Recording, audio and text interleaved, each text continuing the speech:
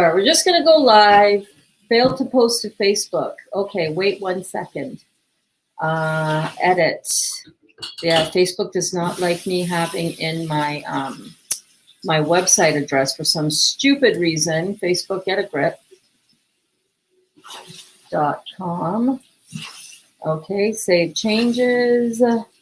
Are we live? We are live. Hello, everybody. Welcome to the Real Juicy Detox. We got it going on. We got it going on. Welcome, welcome. I am Burns. I'm your certified detox specialist, and I am here. We're in our Juicy Detox kitchen. This is Kaya. You guys all know Kaya. Kaya's doing the dishes for me, but say hello, drop in. Let me know where you guys are tuning in from. I am Burns. I'm your certified detox specialist, and I am here with all of you because we are all learning about how to be the healthiest that we possibly can be. So important, especially during these crazy times, right? What up, homies? Alana in the house. Alana is in the house. She is rocking and rolling her detox journey. Oh my God, Alana is on day 31. Woo! Smell that, Kaya? That is just Christmas right there. That always reminds me of Christmas. Hello, hello, hello. Now, did this actually post to Facebook? Go live on the Facebook. Hold on 1 second. I had to edit. Okay, now I'm live on the Facebook. I had to go in and edit my description for the Facebook description because I put my, my links up in there. I put my links up in there, but Facebook doesn't like my link. That's all right.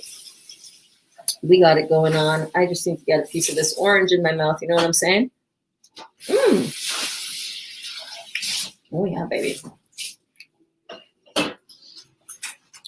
That is good. That is good.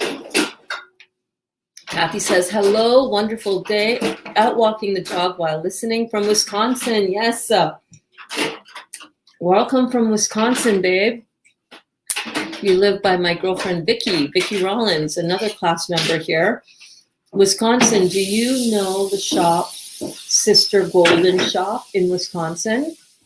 Vicky, our friend and classmate, owns Sister Golden Shop, Kathy. Got to check her out. She's amazing. Hi, Amy.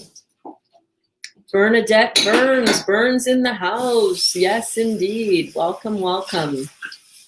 Amy, I got here 1 second before you did. It's always a race to see who can be in class first, right? Speaking of class and racing, let me race and... You know, it's a fun class when your students want to come in early. Yeah, you know it's a fun class when they're wanting to come in early, Kaya was saying. Yeah. I don't know what it is about this class, Kaya. These kids just love this class. These kids are loving this class. Let me share this out to my juicy groups. Hold on 1 second. So if you are watching this from one of the juicing communities, welcome. We are so glad that you are here. Kaya is going to be done the dishes pretty soon. And as soon as she is, then we will get started with our usual welcomes. Today, what we're making is, I don't know yet. Just put it that way. But what I do know for sure is that I want to juice some of these clementines and a couple of pineapples because I'm craving that kind of food today. And let me just put this into the Morse groups. So sharing the detox diet by Dr. Robert Morse and fans of Dr. Robert Morse, as well as the juicing groups that I usually post to. And we're good to go. Okay, that administration part is done. Let's see who is in the house today with us. Let's see who's in class. Amy says, nice emoji, King. Yeah, it's so cool that you guys are so excited always about getting into class. I love that. Hello, Cheryl. Cheryl is here. Welcome, welcome, my darling. Emoji King says, LOL, Amy. You'll check her out. Yeah, you got to check out Sister Golden Shop. And Vicky is amazing. She is one of my best friends, and she is just absolutely incredible. The work that she does, the floral designs with all her pictures, and her paintings are made with flowers and foliage and stuff from nature that she finds on her walks. So you will love her. And they import all kinds of exotic rugs and things from Morocco and all over the world. Fair trade, well-sourced, beautiful things for your home. Alana says, my niece sent me this. Do you know I love you? You have shown me how to do this juicing. I'm so happy. I hope it helps me feel better. And I've been juicing it up this morning, saving some in the fridge. Well, that is just the best, isn't it? Isn't it, Alana? When we can start inspiring our family members and the people that we love the most to take care of their bodies, take care of themselves, to empower themselves to their own healing and their own health and vitality. For me, there is nothing more satisfying than that. I think that is one of the best ways to pay this beautiful gift of health and vitality forward. So I'm so glad that your niece is doing that. And is she in the class? Does she come to this class? Oh, where's my towel? I need to get my towel. I have no way of hooking it into me, so I'll just put it here like so. I hope she's in class. What's her name? Emoji King says, Burnt, if I sent you pictures of Michelle's irises, could you send them to Dr. Morse? You can send them to Dr. Morse. You go on his website, on the Herbal Health Club or Herbal Health Club, and there is in the contact form, you can there's a drop-down menu that says YouTube questions, and you can definitely send the picture of her irises and ask all the questions that you want, and then he will read them out. Now, sometimes it takes a little while to get those questions read because, he's got so many questions. I'm not really digging these oranges. I got to tell you, they look a little bit not the best ripeness. Don't you hate it when you get, I'm going to sneeze. Don't you hate it when you buy oranges or fruit and they're just not as ripe or as good as you thought they would be? That is my thing right now. Hey, Cindy, how are you doing? Did you guys come shopping with me? I've been running around town shopping and picking up some stuff for the house and some groceries. It's all littered over there. You cannot actually see it. It's all good. But this is what we're doing today. Did you come shopping with me? Cindy was like, take us shopping with you. So I did. Yes, Michelle. So go on to his website and check out on his website where you can, in the contact form and in the drop-down menu, it will say YouTube question and answer. And if you drop your questions as well as your photos, I'm not sure if the photo upload is in that area either, but you can certainly look and see. You might also be able to email the picture. I'm not sure if there is a drop-down menu for uploading the picture of the iris, but he definitely. Yeah, look at these, Kaya. I'm so disappointed. They look so meh. They don't look. Did you try one? Yeah, it's kind of sour. Okay. Yeah, I know. Like, look at this. That's not I mean, they're all going to be like that. That's not a juicy clementine. Does it mean the other side, the other box is going to be like that? Yes, it does. It does mean the other box is going to be like that. Oh well, we're still going to juice it. We're going to put it with some pineapple juice. It's going to be fine. I guess I'm kind of just a little bit meh because the usual citrus haul from Farm Boy was like seriously not there at all. Actually, there's 2 small containers in one of the Farm Boy bags of clementines. Sugar Mom. These are big freaking legs. Yeah. Can you find the other? Receipt? Can you find the other oranges for me? The other Farm Boy. Do you have the receipt for this? The prices are right on there. Do you see it? Yeah, but do you have the receipt? Can we not? We can't bring this back. No, you can't bring it back. No, we're not bringing that back. Shit. Okay. I'm Okay. gonna just be chopping these up in half. It's okay. into quarters. It's all good. It's all good. Oh, it's taking me forever. I'm trying to focus. I'm kind of out of sorts because I'm not really happy with this orange haul, the citrus haul. But that's okay because we're going to make it work. You know what I'm saying? It is what it is. Hi, Rosie. How are you doing? So glad that you are here. Michelle became quadriplegic in 1973. I know, baby. I know. Oh my God. You're doing such a brilliant job of taking care of her. With Jillian Barrett virus. Yeah. What's uncooking today? Hello, everybody. Hello, Kelly. Well, I don't know what's uncooking today as yet, to be honest with you. I have these plans of doing another style of pizza filling. I wanted to make it like a pastel, which is like a Trinidadian meat-filled thing that we eat. It's almost like a tamale, I guess, would be the closest comparison for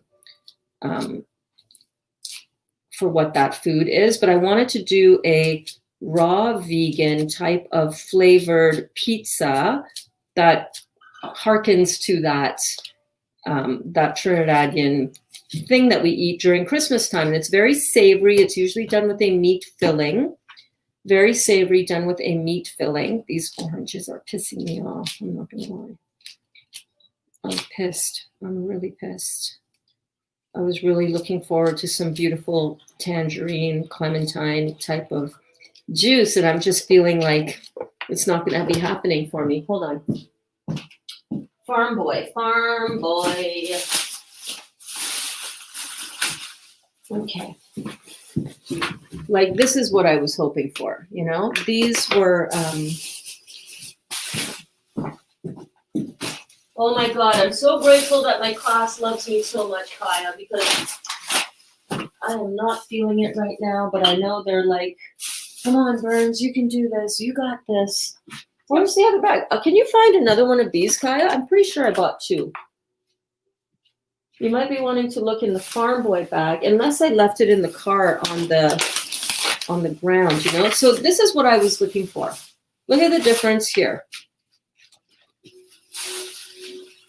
Yes, this is what I wanted. Not this dried up shit. Look at the difference. Not good. That's what I wanted. Do you guys ever have that happen? Do you ever buy stuff and it's just like, what the frig am I buying here? What did I pick up? Hello, good afternoon, Carlene. Hey, Lizzie Lou. How are you, Lizzie Lou? How is everything going in your world? My oranges have been really dried lately, have they? Found it. Oh, you found it? Okay. All right. Well, there's some consolation in that, I guess. It's not just me finding dried up oranges. You know what I'm saying? It's all good. It's all good. Were you guys in class today? Were you guys in class this morning for our Bouncing with Burns? We talked about what helps you stay motivated. What helps, somebody asked Burns, how do you stay motivated? And I'm like, well, you guys really help with that for me, for sure, because I know that you're waiting on me and that you're counting on me. So that keeps me motivated. We talked about momentum and how it's kind of very much like when you're riding a bicycle. You know, when you're riding a bike, it takes a little while to get the momentum going so that the wheels kind of keep rolling and you don't have to pedal as hard. And it's very much the same thing when we do juicing. In fact, I need some juice right now, so I'm going to grab some. I'm going to go grab some pomegranate juice that I squeezed in my citrus press. And it is very strong juice. It's very astringent, but it's so delicious. Oh my God, let me go get that. Nope, that's not going to work.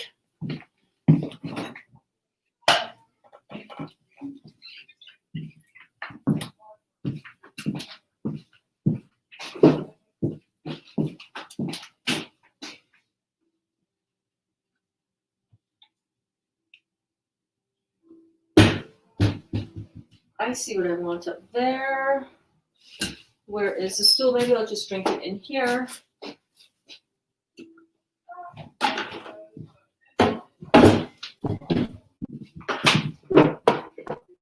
It's like Christmas over here.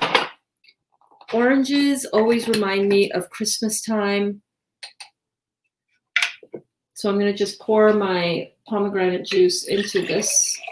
Oh, this is going to be super astringent. Holy moly. I don't know if I'm going to be able to make it through all this pomegranate. Maybe when I get the pineapple juiced.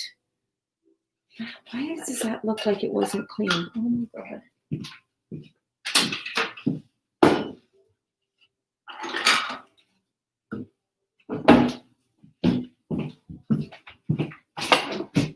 How we doing? How you doing?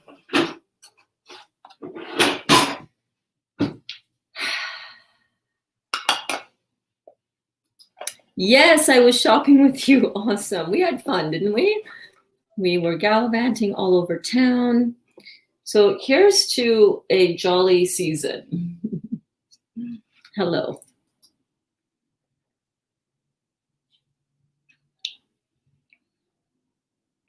Oh, that is good. That is some good stuff. Her name is Jessica. Hello, Jessica. If you are watching and if you are following along, I'm so glad that you are here. Welcome. It's just a YouTube thing. She can get YouTube on her phone, right? You can get YouTube on your phone, right, Jessica? Right? All right.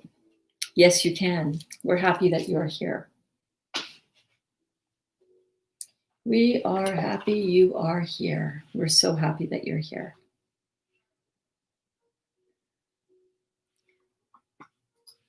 Alana said your Dollarama is well stocked and looks very clean. Oh yeah, our Dollaramas up here are totally the bomb. Amazing stores. All of them. Really great franchise, I think.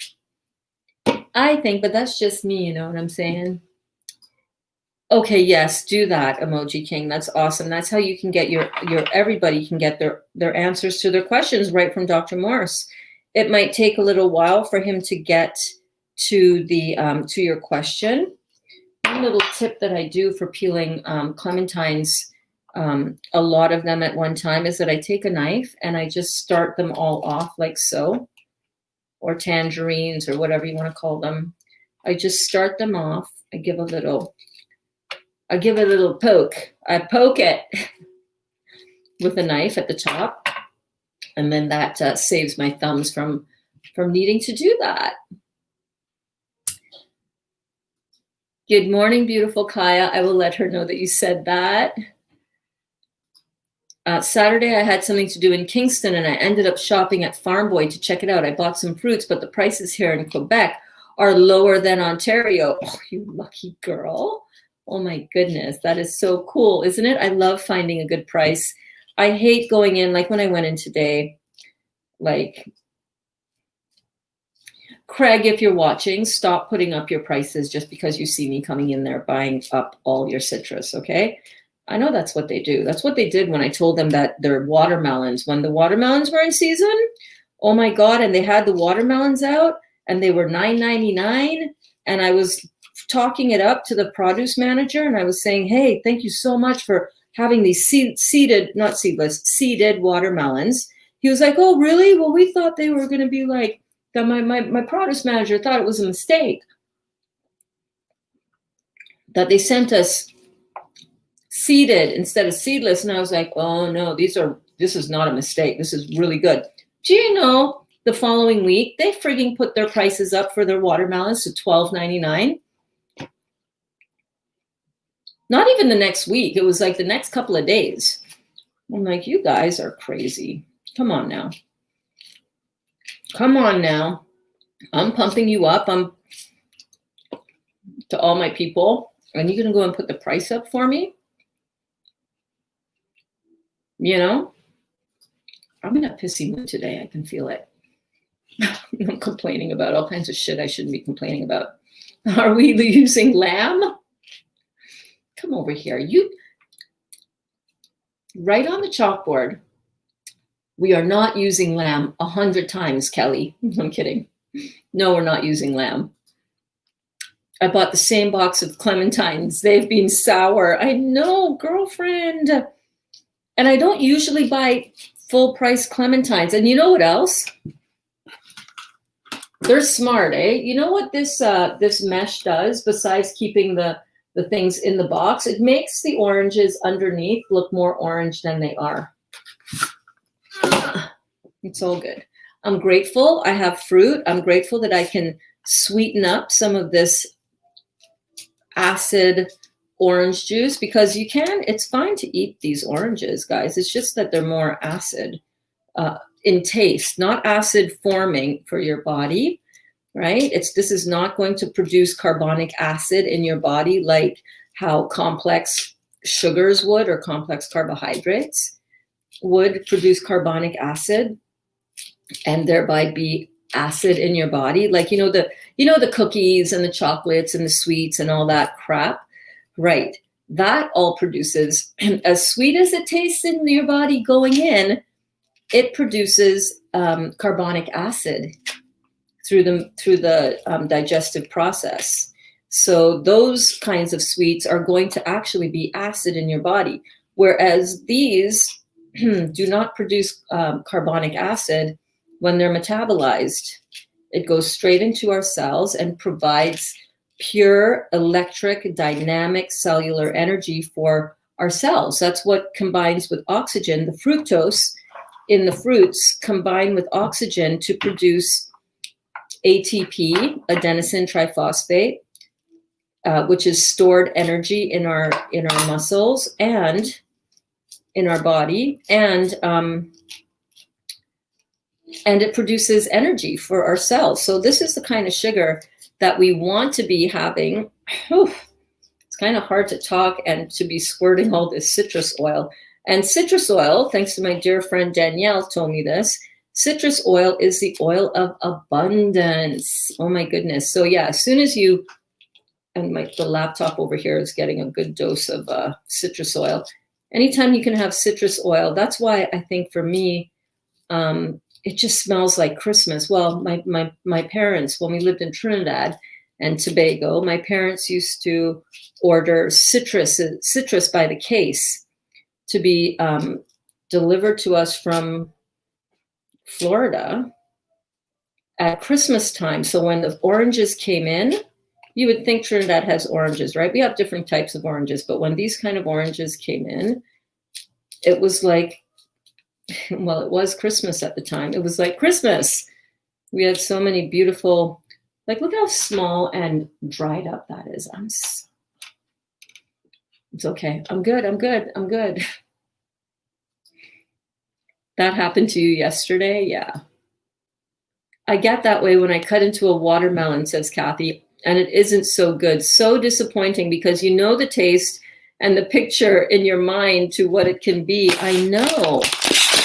Like I wanted those to be like this. Now, why I didn't notice that it wasn't going to be like that when this is what I wanted. This is what I got in the sale rack. And this is what the Clementines are that I actually bought. Like, I should have known that, right? Like, that's my own fault. I should have known that. And in fact, I did look at them and I said, wait a minute, are these Clementines or are those little small hard oranges? I'm just going to do this. What I want to do is I want to get this into the juicer so that I can have some juice. I was almost I drank all the orange juice that was there. And I think that's one of the reasons why I'm feeling a little bit irritated, aside from the fact that, I hate citrus oil. Aside from the fact that I hate buying oranges that are not super juicy and super sweet,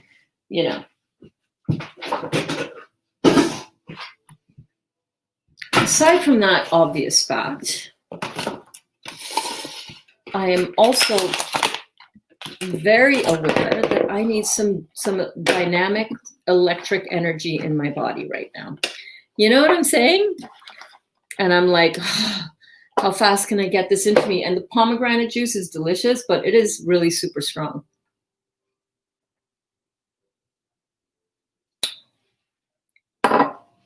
But very good. Kelly says, I woke up with a bad, I'm so sorry, honey. I woke up with a bad migraine today, really bad. I don't think I drank enough yesterday. Yeah, definitely. I've noticed the same. I've noticed the same in myself for sure. That when I don't drink enough the next day, pretty likely that I will have a headache. So remember your hydration with proper alkaline hydration, not with water. Okay, I don't drink water. I drink structured water. Proper hydration is really, really key.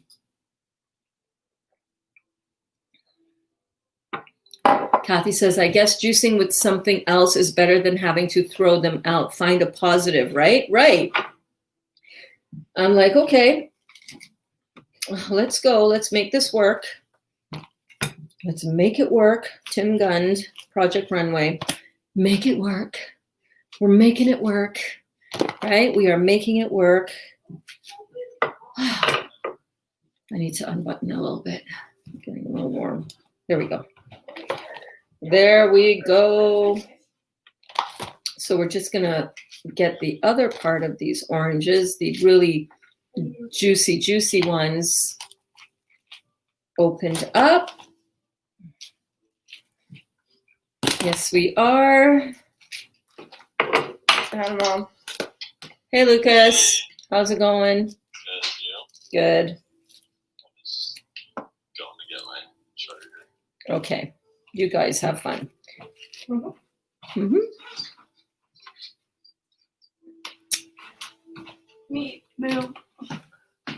Meat, move.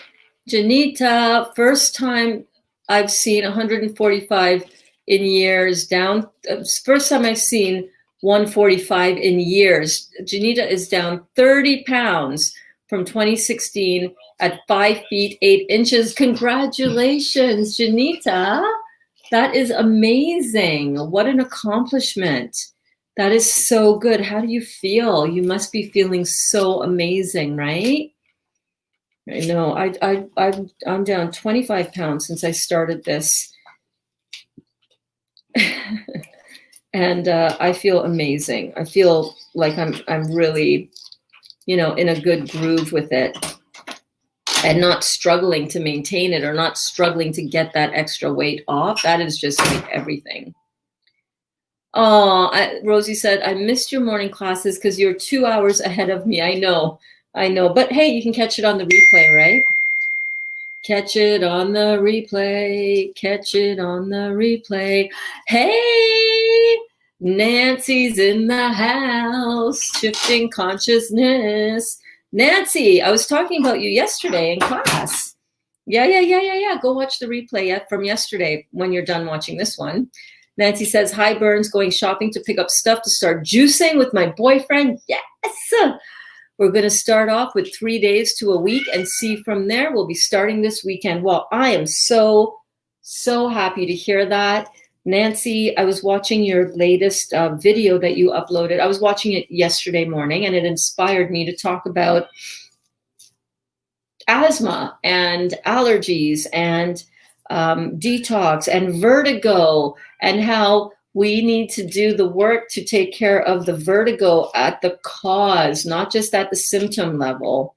And that just to be careful with anytime a doctor just wants to medicate you, and listen, I get it. Vertigo absolutely sucks ass big time. I've had it before myself as well. Anyhow, so we were talking about that, and I was saying that I was really inspired by your video. You've been through so much, and you've overcome so many things in your life that were so challenging, and I'm just so proud of you. And keep going, babe. Keep going. This juicing will change so much for you and your beautiful, delicious lover. Thank you, Louise, for that term. He's not our boyfriend anymore, right? Not our man. They're our delicious lovers is what they are. Yes, indeed. Hey, Sahar in the house. She says, haha, Kelly, no lamb in Burnsy's kitchen. No kidding, right? I just laughed so loud, freaking lamb chop. Yeah.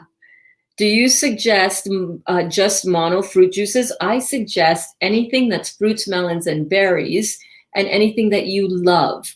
That would be my absolute recommendation. Can you do a mono fast? Yeah, you can definitely do mono juicing.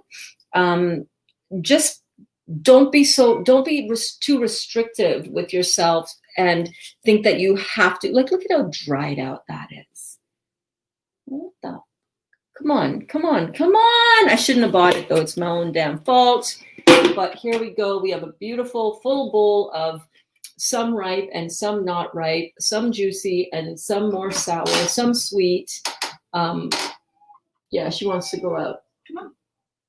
She doesn't, though. She wants some food. Because Kitty had a meal. Kitty had her meal, and she's looking for her food.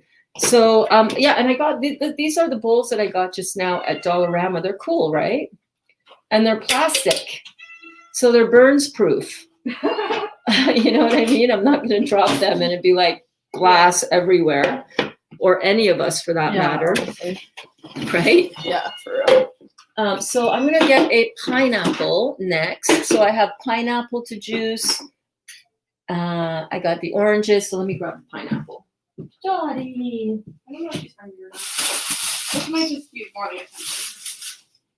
Oh, I know what she's into. Yeah, she just wants to attend. No, she'll eat. It's so funny. Alana in class here last night was saying that she's the class clown. Oh yeah, I found that really funny. She's the class clown. Sounded perfect, actually. It really is. But you know what? Cleo used to be the class clown. He used to be the true, yeah. I know. Crop disturber.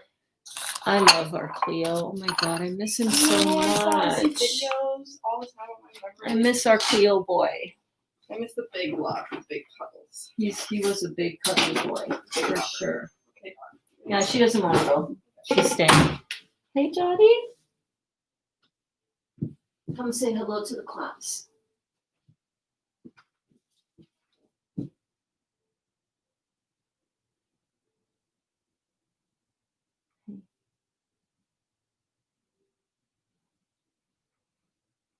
If ever you want to get right back into your vortex, into your happy place, pet your kitty.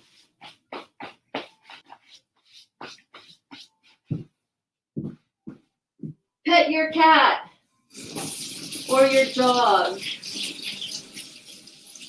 or your goldfish. No, don't pet your goldfish. I have cat hair in my lip gloss now. Oh my God.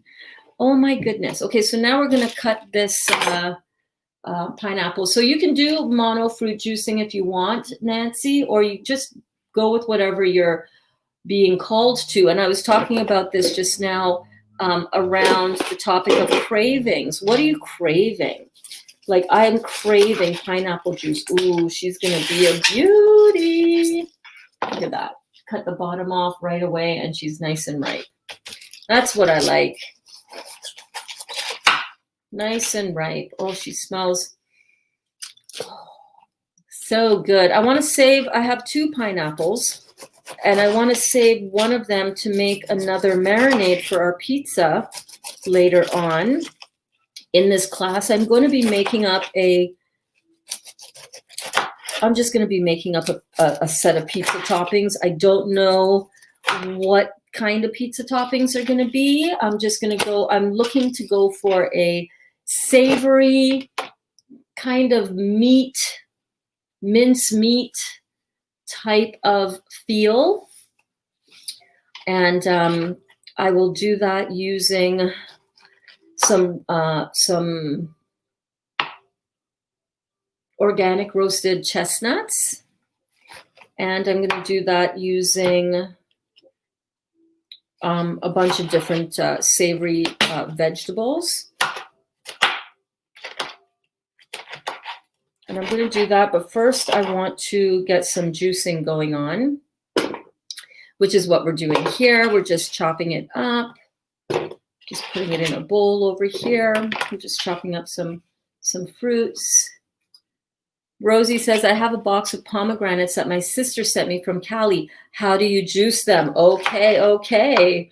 I'm going to show you the citrus press that I actually bought for juicing citrus, and which I actually hate how my citrus comes out when I juice it in this juicer. But my girlfriend who told me about it, the juicer, said that it's great for juicing pomegranates. I was like, okay. Actually, that's also one of the reasons why I got it. Come here, pineapple. Get back over here. Hi, Dottie. What?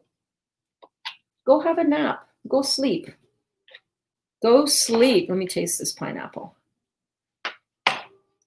Oh, that is so sweet.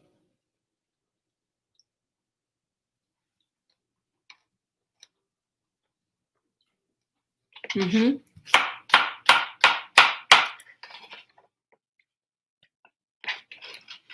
we're going to make some pineapple orange juice. This is my compost bin material.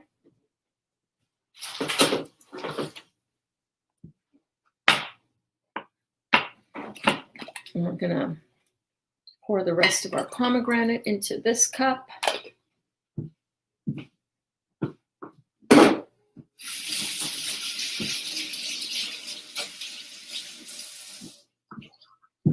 And Rosie, let me show you the citrus juicer press that I use for the pomegranates, and it works really, really well. Hang on.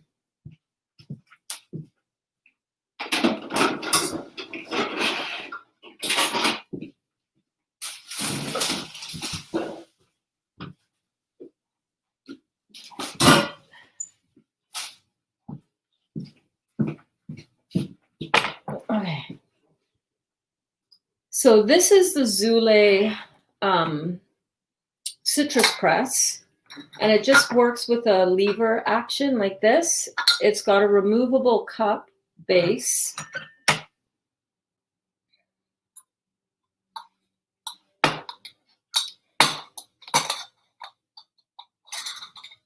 See, like that? And then this just fits over top. And then the idea, I'll show you how it works. Just put this down in there. You take your orange or your pomegranate, pretend this is a pomegranate, you cut it in half this way.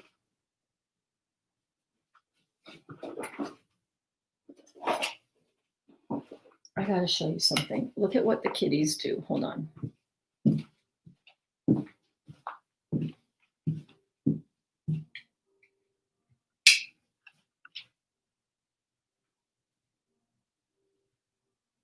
Hold on 1 second. Hang on. Look at this.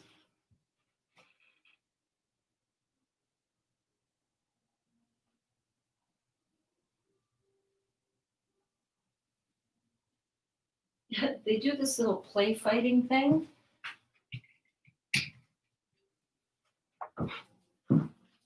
Where they do this little cat fight with each other. It's hilarious. Anyhow, so you take your fruit, you cut it in half on the horizontal plane,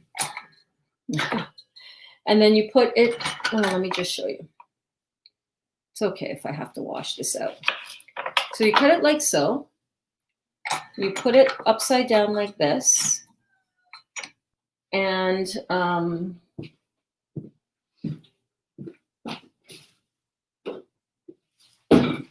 kitty. And you take a cup, you put it underneath here, and you just press it down. Okay, that shouldn't happen like that. The filter just wasn't put in properly. And then you have your orange juice. Do you see that? Now, the reason I do not favor this way for juicing my citrus, there we go, is because I find I pick up a lot of the citrus oil that's on the outside, that ends up in my juice as well. And also, you don't get all of the juice out from around the edges. Hey, Dottie. What? I know, but it's cold outside, honey. It's cold. I know you have a fur coat on.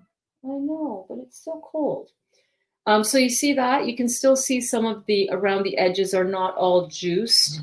You can put it on its side a little bit and do that. But again, I find that, I don't know, it's not the best. I'm going to drink that. Yeah, I can really taste the citrus oil in that. But the way that you would do a pomegranate is the same thing. You slice it in half, you put it upside down, and you press down. In fact, Kaya did a TikTok of me juicing some pomegranate. So, and then to clean it, it's fairly easy. You just take a wet rag or a wet sponge and you wipe down on the inside here because this part doesn't come off.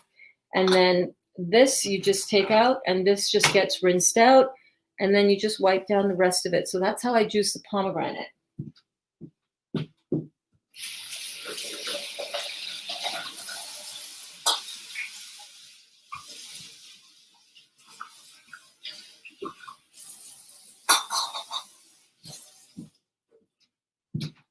And then you rinse it out and you just put it back like so, and that is it. This citrus juicer was like $200, I think. And when I first got it and first used it, I was like, oh my God, I hate it. I hate it. I just spent $200 on the most expensive citrus juicer that I've ever owned. And I hate how it makes my citrus taste. But what are you gonna do, right? I'm like, okay, well, this is gonna be all right. We're gonna figure it out. Hopefully, I'll be able to get some good use out of it. And then I started juicing the pomegranate, and it is absolutely amazing. Pomegranate is delicious, very astringent, very good for you.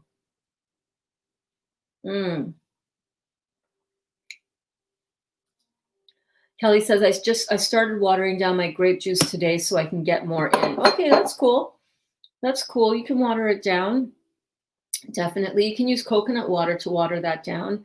You can dilute it with some other types of juice as well, but you can also use water. That's not a problem. Hello, Michael. So glad that you are here. Welcome. Gwen says, good morning, beautiful people. Today I took the meds for a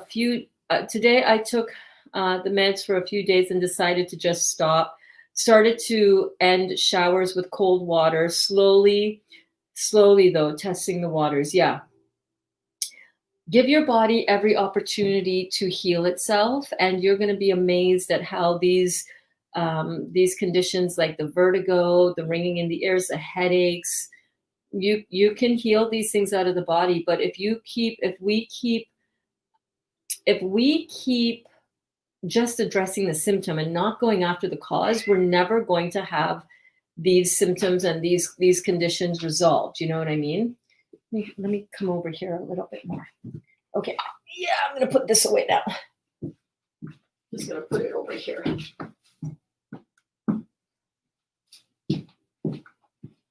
And I'm going to just move my camera just a wee bit. Okay, so now that we have our fruit prepped, we're gonna juice it. You guys want to get juicy? Let's get juicy. Let's get juicy. How are you guys doing today, by the way? I love that we are all here together. I love that we are spending this beautiful day. Shifting Consciousness says, oh, thank you for watching my video. I appreciate your kind words. Yes, my man is juicy. Yes, he is. I mean, I don't know. I haven't seen him, but I know that if you're saying he's juicy, yes, he is. Oh my God. Alana says, I haven't had any grape juice in a day. I am missing it. Wow, that is so cool, right, Alana? Oh, and my blood work shows my thyroid is normal. But I hadn't told my doctor that I was healed energetically and that I had stopped meds since 5 months now. I told her after, and she wanted me to take wanted me to take twice a week just in case. Yeah, doctors don't know shit. And a lot of times they'll have blood work that comes back, fill in the blank. Who cares, right? Who cares? I'm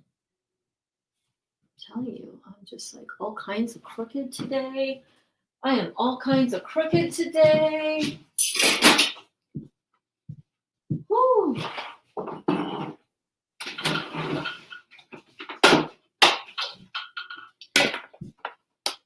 Get our beautiful juicer out. I'll tell you something though, babe. Doctors, if we continue to go looking for doctors and looking for blood tests and looking for, conclusive proof because we think that that's what we need to, where we need to search for our health, we're always going to be barking up the wrong tree.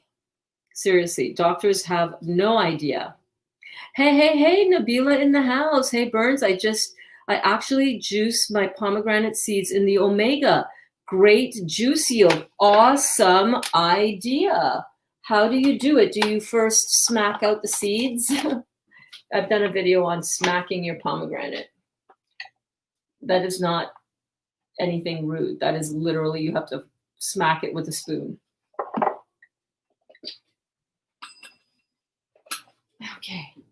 All right, so we are plugged in. I have our beautiful Omega, speaking of Omega juicer, the beautiful Omega 800 juicer. This is in my Amazon store, by the way, if you're interested in picking it up.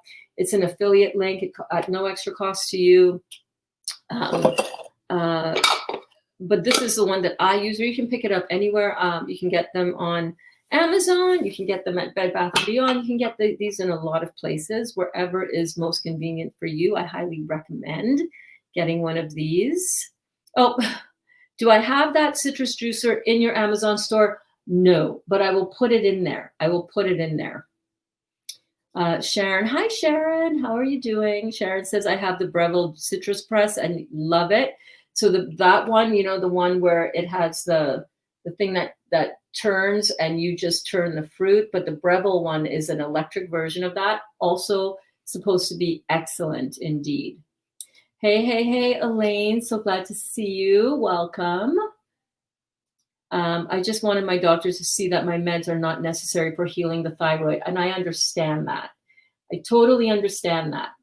But doctors don't give a shit. They don't care.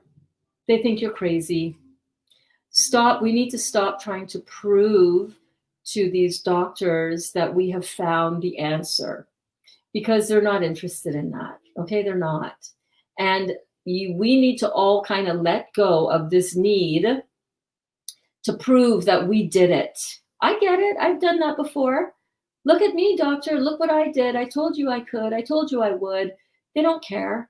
They're like, they roll their eyes and they smile and they nod their head. And then they say, well, take it twice a week anyhow. We got to let go of the need to prove this to anybody. You got to let go of the need to prove that this works to your family members, right? The ones that are telling you you're going to die if you don't have the chemotherapy. You got to stop needing to prove it to everybody but yourself. Prove it, put it in your body, do it for yourself, and show your own body how, give your own body the opportunity to heal itself. You're not, yeah. You didn't come here to prove anything to anybody. Unfortunately, I will have to use my old juicer, which is not a slow juicer, but for now it will do. You're right. You will. For now it will do. Healthcare is self-care. You're so right. You're so right, Jel. Kathy says, yes, I take the seeds out and then juice it in my Green Star. You do get quite a bit of juice and the pulp is so dry. Then I mix it with equal parts grapefruit juice. Oh, that sounds so good. I almost picked up some grapefruits and I didn't. But these might be just as, grapefruity as grapefruit rather than clementine-y as clementines, because these are meh. Really, I was wondering if it was worth it. What's that? The citrus juicer or the pomegranates to juice? I think it's worth it. Absolutely. No kidding, says Nancy. But I also wanted to see if the energetic healing did in fact help. You know that the energetic healing helped. These blood tests that come back normal, but you know that you've had issues, or I can't tell you how many times I've heard people say, no, my thyroid is fine. My blood levels are, my thyroid is fine, because, the blood work, meanwhile, they've got all the symptoms and signs of thyroid impairment, difficulty losing weight, easy to gain weight, cold all the time, cold hands, cold feet, difficulty warming up, ridged fingernails, goiter, Hashimoto's disease, depression. All of these things are thyroid related, but your thyroid levels are normal. Well, they're not. They may be normal in the blood test, but if you have these symptoms showing up, we got to take care of that. And remember, thyroid issues stem from pituitary gland issues. Pituitary gland issues stem from our adrenals being low. Our adrenals are low, therefore they cannot produce the neurotransmitters that our brain needs, the brain food, and it throws off the functioning of the entire endocrine system. All the endocrine glands require proper brain function in order for them to produce the hormones and chemicals in the proper way. It all starts in the adrenal glands that are on top of the kidneys, right? So when your adrenal glands go down, it stops producing neurotransmitters. Why do the adrenal glands go down? Let me start juicing, and we'll talk about this, because this is really good information to know.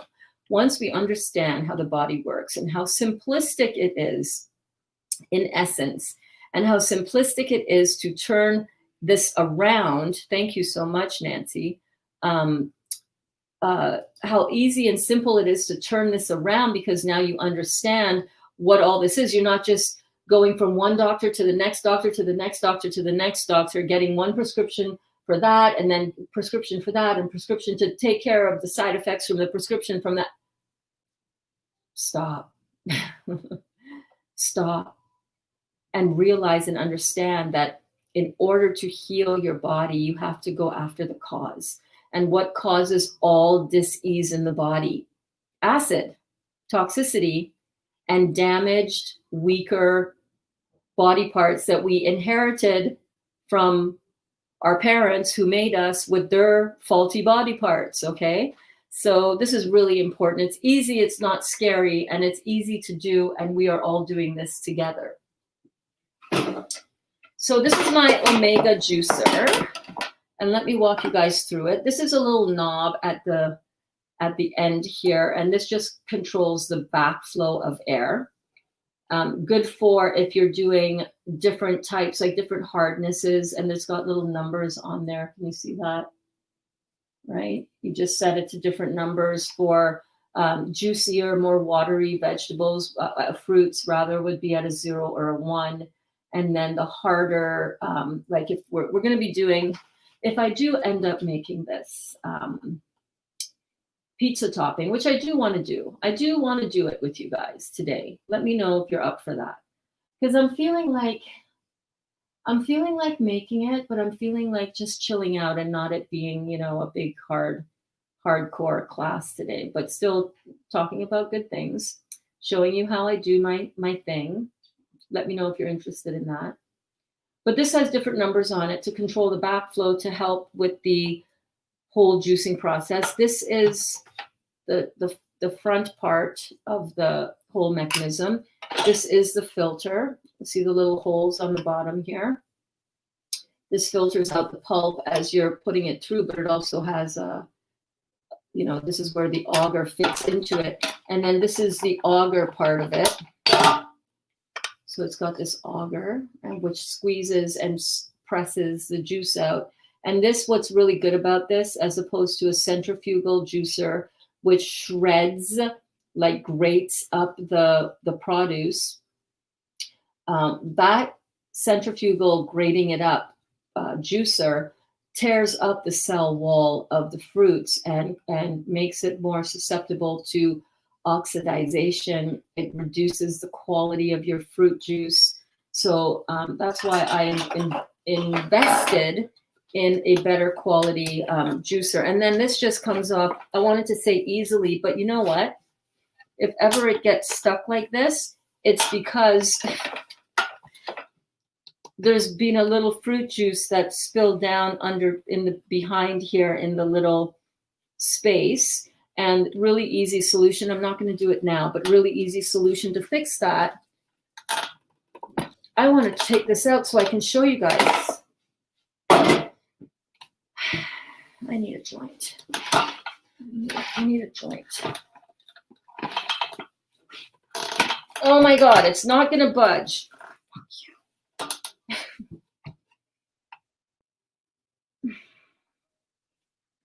This comes off really easily. All I would need to do is, well, I'm going to do it. Hang on. Bear with me. Bear with me. I'm going to run it under a little bit of warm water, just this front part here, so that it can just wiggle down, because it's got fruit juice that was not properly rinsed out. And yeah. Hi, Dot. What are you up to? Hey?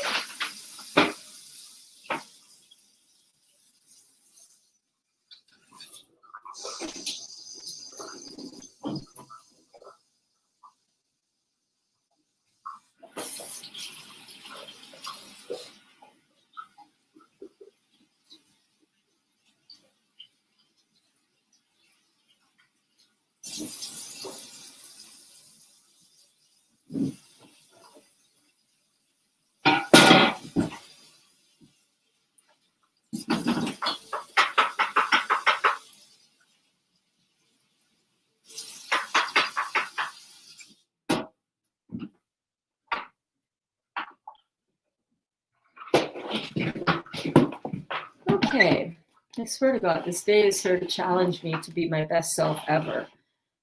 It's the story. That's my story, and I'm sticking to it. That's my story, and I'm sticking to it. I'm trying my best not to feel frustrated today.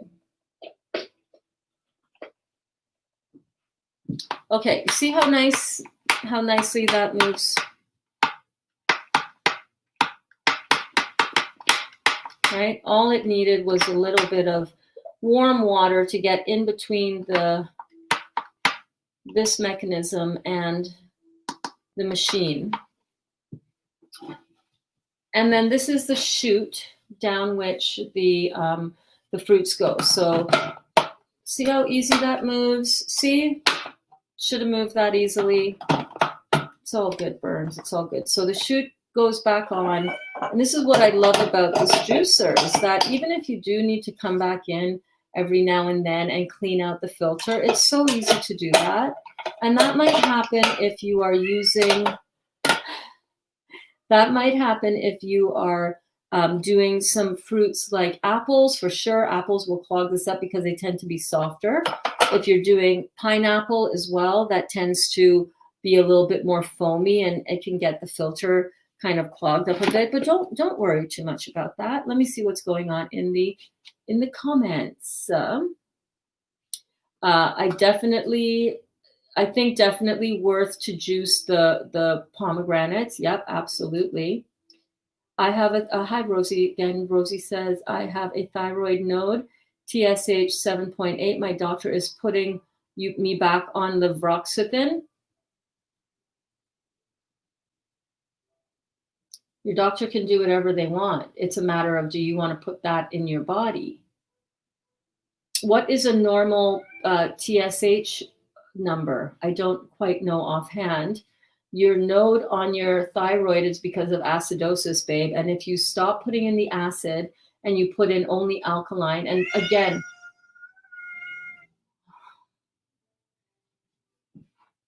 hey, if you put in only alkaline food and to leave out all of the acid forming food, all of the meat, all of the grains, all of the dairy, all of the eggs, all of the, by grains, I mean all rice, all oatmeal, all flour, all of that stuff. We leave out all the processed sugar, right? All the refined sugar. You can use raw honey or agave nectar if you want something sweet.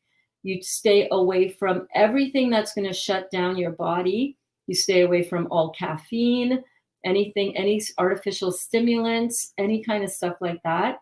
And you're going to put in all the alkaline food and give your body everything that it needs to to heal itself, that is the way back to your health and well-being. Melinda's laughing. Hey, Melinda. Have a joint, like, no kidding. I seriously, it's like, can you give me a minute? Can I just, maybe I'll put on the Mind movie for a minute. I know I'm breathing. Oh my gosh, what does the cat want? That was loud. The cat just wants to go outside so she can beg to come back in 30 seconds. And she is loud. She is so loud. It's just like, that's just her voice. She's a loud little bugger. Okay, let's get to juicing. So that is how easy it is to put this juicer together.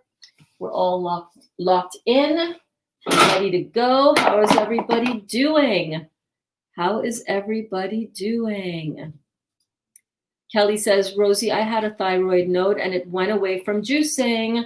I used to drink lots of coffee. I do take NP thyroid. So there you go. Kelly healed her thyroid doing this. It's for real. It's legit. Does that model not have the strainer like my older model? So no, I think the older model had a strainer that went on top of the collection bowl here, but no strainer. I usually do strain out all of my juice, but when it comes to citrus, I like a little bit of that pulp, so I leave that in. Yes, says Rosie, I'm eating all clean now, 95% raw and some cooked veggies. Okay, you're doing everything you can do to heal your body, right? Good for you. 95% raw is amazing. Try to get in as much fruit juice as you can, in addition to some of that raw food, and you're good to go. Okay, so let's start this juicing, shall we? I'm gonna put my pineapple over here on this side. Okay, let's do this. Let's go. Let's see if we can also not spill the juice all over the counter, like the Burns does from time to time. And my little trick as well is that I get this smaller cup so that when I move out this that's going to be full of juice, I put this little cup under here. Do you see how I just slid that under there so that it doesn't drip all over the counter? Excuse me. So let's get juicing.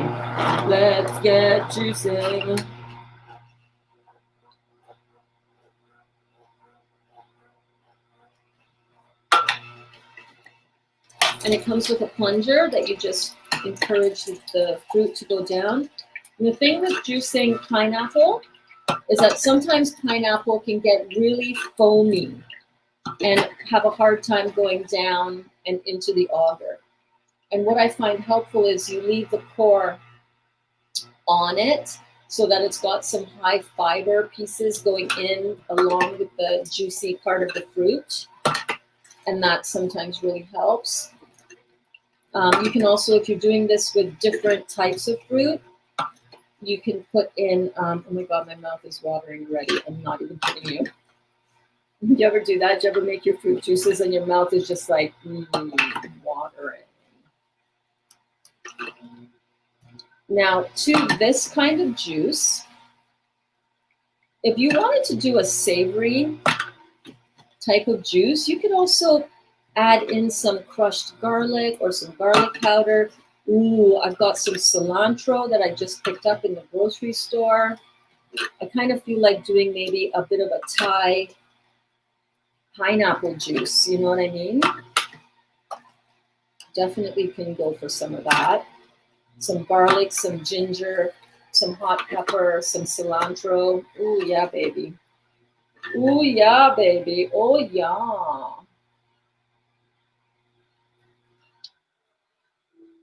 Okay, let's get a mason jar.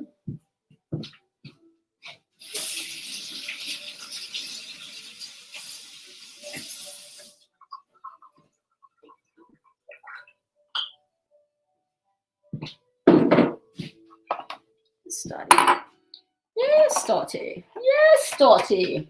Dot is the class shit disturber.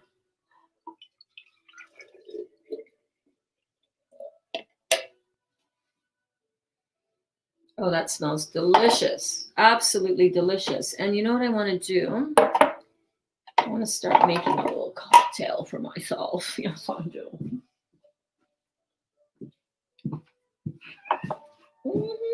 So I'm going to put a little bit of pineapple.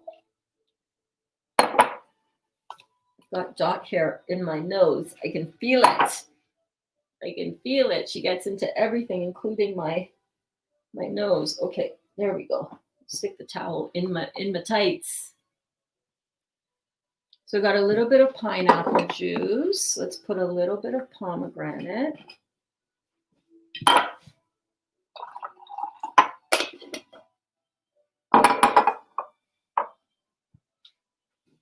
A little bit of pomegranate, a little bit of pineapple. Oh yeah. Well, that is beautiful. And let's put a little bit, let's get some oranges done, shall we?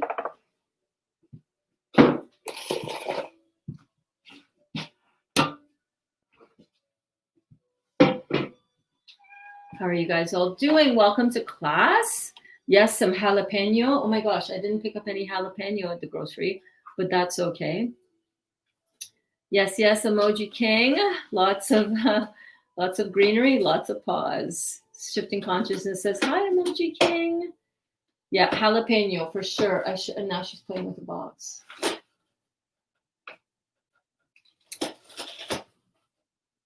Emoji King says, hi, Shifting Consciousness. This is pretty fancy, right?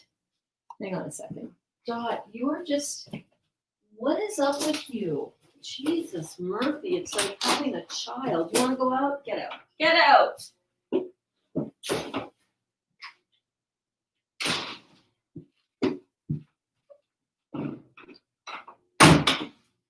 So I'm going to be selective here, and I'm going to juice only the ones that I know are going to be super sweet on these Clementines. Hello, Nancy. Yes, Nancy says I always have to remind people of my old name so they make the connection. Emoji King. Okay, let me drop a bunch of these in. I watched your recent video as well. It was great. Oh my gosh, I love your videos, Nancy. Yeah. Okay, so now I'm just juicing up the really ripe tangerines that I got. I'm not going after the half ripe ones as yet. I will, but I kind of just want some of this beautiful, super ripe, super delicious tangerines. And I'm just being unapologetic about it. I'm just going after all of them. Screw it.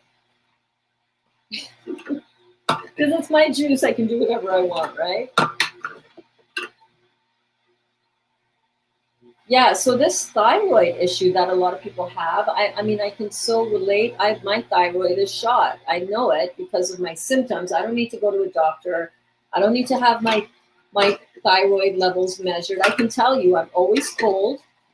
It's easy for me to gain weight, difficult for me to lose it. I look back in my my history, my family history. My mom was on thyroid medication her entire life. So you inherit from your parents your raw materials, right? Where do you get your raw material to make your body in utero? Well, you get that not from the cat down the street, unless the cat down the street had something going on with your mother. You get that from your mother and father. You get that from your parents, right? Was that the only, did I only do one small? No, I did two. So these two containers, the two smaller containers for $3.50 each, totaling $7 for the 1 liter, because I know that this container only holds 1 liter. So $7 for that 1 liter of juice. That's pretty expensive. I'm not gonna lie, but oh, well, what are you gonna do, right?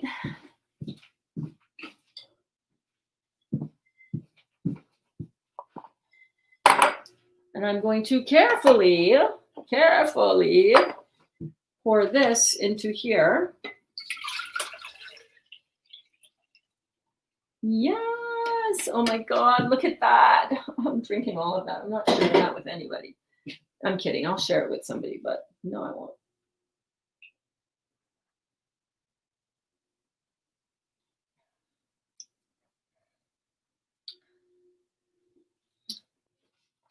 Yeah. That is all kinds of delicious. I'm going to put some into our pineapple pomegranate mixture. Oh, look at that. Let's try that one out.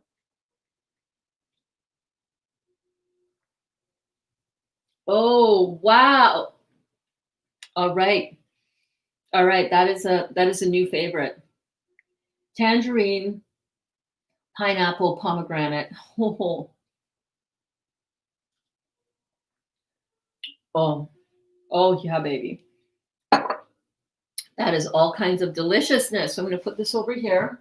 I'm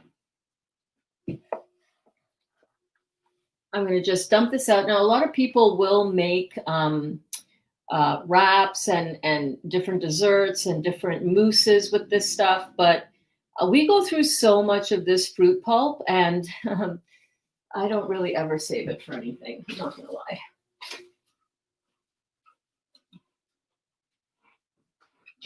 I was not gonna lie. So I'm just gonna juice the rest of these oranges here. Again, that is these ones that I just peeled. These clementines that were really not really that great, but hey, you never know. Let's juice it up and see what they taste like with the pineapple juice, right? Maybe there's some salvaging these $14 that I just spent on oranges that are like meh. Okay, come on, oranges. I love you. Thank you for your service to me, to my body, to my family. We'll take it. We'll take it. We'll take it. We'll take it. We'll take it. We'll take it. We'll take it. Woo! We will take it. How are you guys doing over here? Let's see. Yes, I know she is amazing. I've been watching her videos, Emoji Pin. I know. I like Nancy too.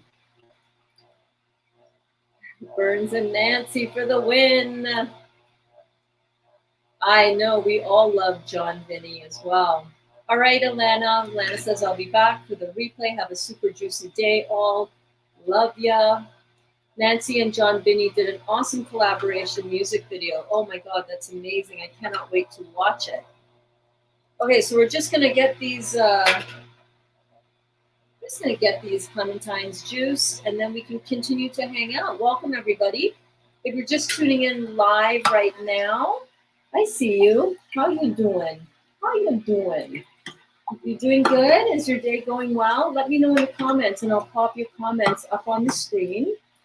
But if you're just tuning in now, I'm Burns. I'm your certified detox specialist, and welcome to the Juicy Detox Kitchen, where we hang out, we make food, we juice, we talk about juicy detox stuff.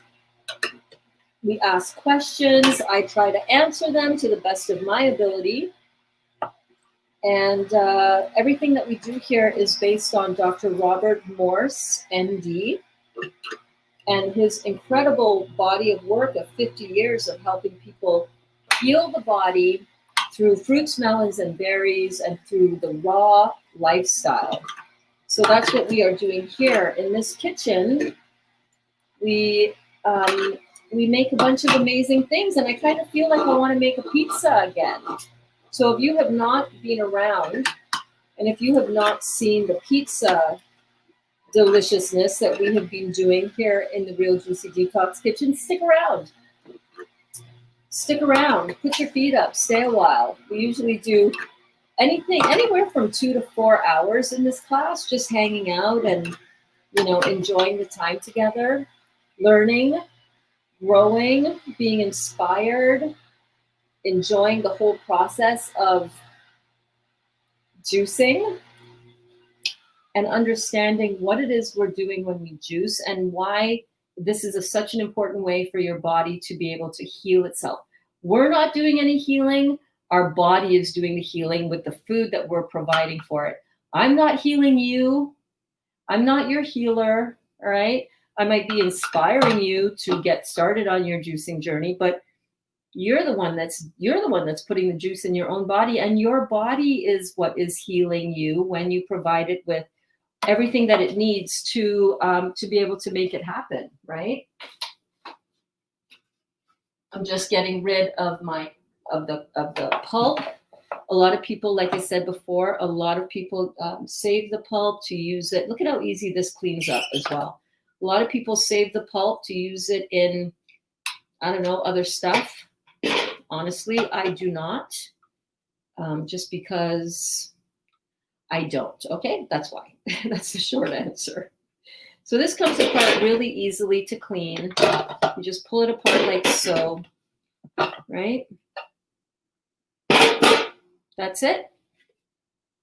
And this all just rinses out really easily. I like to rinse it out as soon as I am finished my juicing, because it just makes it so much easier. You know what I'm saying? So I'm going to do that right now. You're going to see how quick and easy this is. Check it out.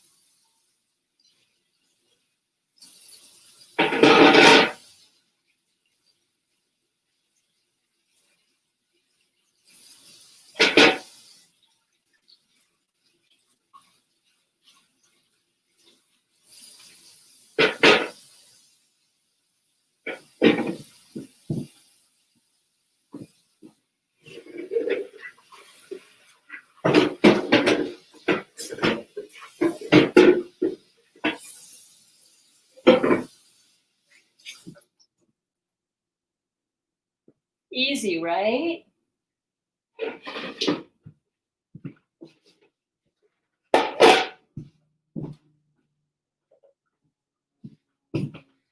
So easy. So here is the next set of juice.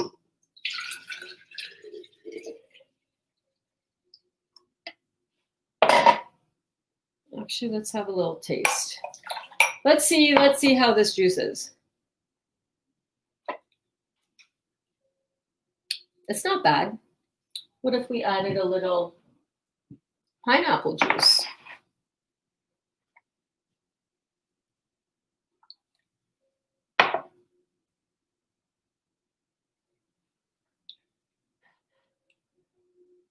Totally. Totally. That's it right there. Mm-hmm. Yeah.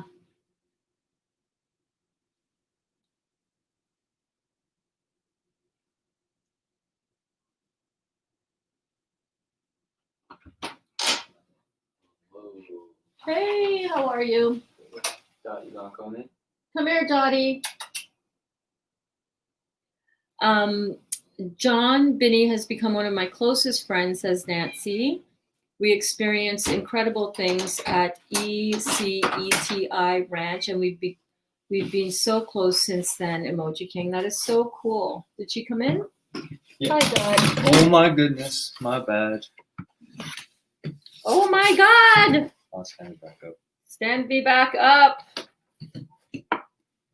Oh, is the position right? No, it's okay. I got it. My bad. I got it. I know. I got it right the first time. You did. Yeah,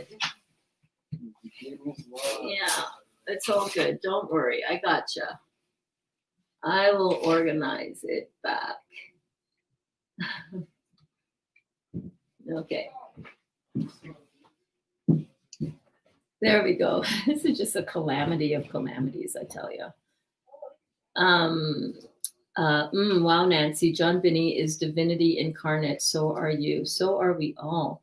Hello, Stacy. My whole setup is so messed up today, guys. I'm telling you. This class might be ending soon. I'm just saying. I'm just letting you know. My camera's all crooked. I feel like I'm on a slant. Oy vey. That juicer moves. Hello. Oh my God. I want to see you do pineapples. I just did the pineapple. You missed it. That juicer looks like it moves so much faster than mine. And your pulp looks dry. Yeah, the pulp is pretty good. The pulp is pretty dry. Not going to lie. Oh, what? Do you juice oranges and similars with the seeds? Do the seeds change the flavor? I juice everything with the seeds. And I do not believe that the seeds change the flavor. A big reason why I think the seeds do not change the flavor is because this is not grinding up the seeds, you know what I mean? So it's not really pulverizing them as it would in a centrifugal juicer. So I think that you would be better off just continuing to juice the seeds. Absolutely. Nancy says we are all connected in a past life as well. I think that's also why we became so close once we met in person. Yeah, absolutely. The connections transcend just this physical experience. You know what I mean? Gabriella says, I just juiced black seedless grapes. Pretty good. Awesome. Emoji King says, Nancy, there's a lot of different juicing tools we have. My juicing journey started in this incarnation in the late 80s, 88, 89. Yeah. Hi, Ronnie. How are you? Welcome to class. Hi, Burns. Do you juice oranges, satsumas, tangerines, and similar with their seeds? Do they affect the flavor? So just similar question to, oh, that was your question. Yeah. Yeah, similar. I don't have a problem juicing things. I don't de-seed anything, actually. Emoji King says, I first studied Dr. Norman Walker. Before that, I was fasting on water since 1976. Very cool. Ronnie, what on earth is a satsuma? A satsuma, is that like the, it's a fruit. And Shifting Consciousness says, oh my God, Emoji. Oh my God. Wow, fascinating. Emoji King. My dad had a friend that had always juiced and eaten mostly raw. Yeah, and I bet you his health was pretty damn good, right? As far as juicing, Dr. Norman Walker, and then Jay the Juice Man, Jay Kordich, yeah. R.I.P. Love these ascended masters. Yeah, Jay was amazing, wasn't he? Just amazing. I learned so much when I started exploring. I'm going to just tidy this part up here and just continue chatting with you guys. I think I am going to not work on that pizza today, or at least not on camera, because I don't know. I'm going to see how I feel. But sometimes if I'm in a little bit of a off my usual groove, then I don't want to, fail forward quite as much anymore. I've failed forward enough for one day, basically, is what I'm saying. So I think I might just do my pizza topping, see if I can come up with a really good recipe. And then if anything, I'll make it for you with you guys tomorrow. But the pizza recipe that I was going to make today, I'm going to do that off camera, and then I'll figure it out off camera. Actually, that's the same friend who does iridology, Emoji King. Very cool. Melinda, in England, it's like mandarins, tangerines type of fruit. Okay, so a satsuma is a type of like small, easily peeled orange. And then Melinda said, oh, okay, thanks, Ronnie. You guys are so amazing. I love how this class, it has so many incredible people that love helping each other out and helping to answer questions. We're building relationships, community. It's such an important part of being in a class together. Oh, good. I will go back and watch on replay. I want to get a juicer like yours. Yeah, this one is in my Amazon store. It is amazing. I love it. I'm so glad. I bought it on Amazon. I'm so glad that I did invest in it. It is such a good tool. And then what I always do, as soon as I rinse it out, and you guys just saw how quick and easy that was to rinse out. I'm going to move this juice over to here. What I love about this is how easy it is to take apart and clean, and how easy it is to put back together. Look at this. I've had one of those vertical juicers, and oh my God, the vertical slow juicer, and I much prefer this horizontal style. And that is it. That's so easy, right? Actually, I'm going to leave this here, because one of the things that I'm going to do is I'm going to have some beet juice in my pizza topping for the meat lovers kind of. I'm trying for a meat lovers kind of pizza, and that's what I'm going to do. Do you want to come and play the ukulele for class? Oh my God, she's so cute. She's so cute. Hold on, let me move this. What? The juicer, so they can Oh. see you. See yourself down there. Yes, I do. Okay, chill. Where? Okay. Your butt looks good. My butt looks good. Yeah. Nice. It's all the rebounding. Oh yeah. Okay, so here's Kaya. We have a musical interlude. What were you doing just now? Just like juicing? Were you in the middle of something? No, or what? no, we're just juicing. So Kaya, this is Kaya. Hello. This is the microphone. Do you know how to Oh. use a microphone? That's so She funny. does. She's a recording artist, so she does know Move it how to down. use a microphone. You Move it move down. it to wherever you want Oh, I to don't wanna, position like- it. No, you can. Oh wow, this looks nice. Right? Sweet. How's everyone doing today? It's the Kaya show now, not the Burn show. But it's not. It's that's not what the you Burn call it. show. It's, It's not the Burn the show. Real Juicy Detox. It's the detox class. Is it? Is it now?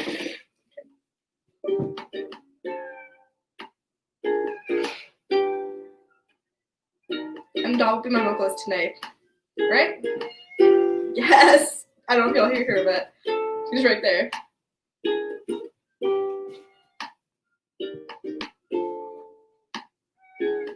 Yes, Dog, get into it.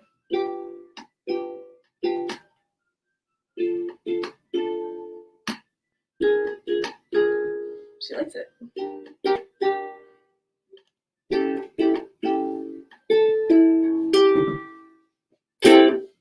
Thank you. For your ears, you're welcome.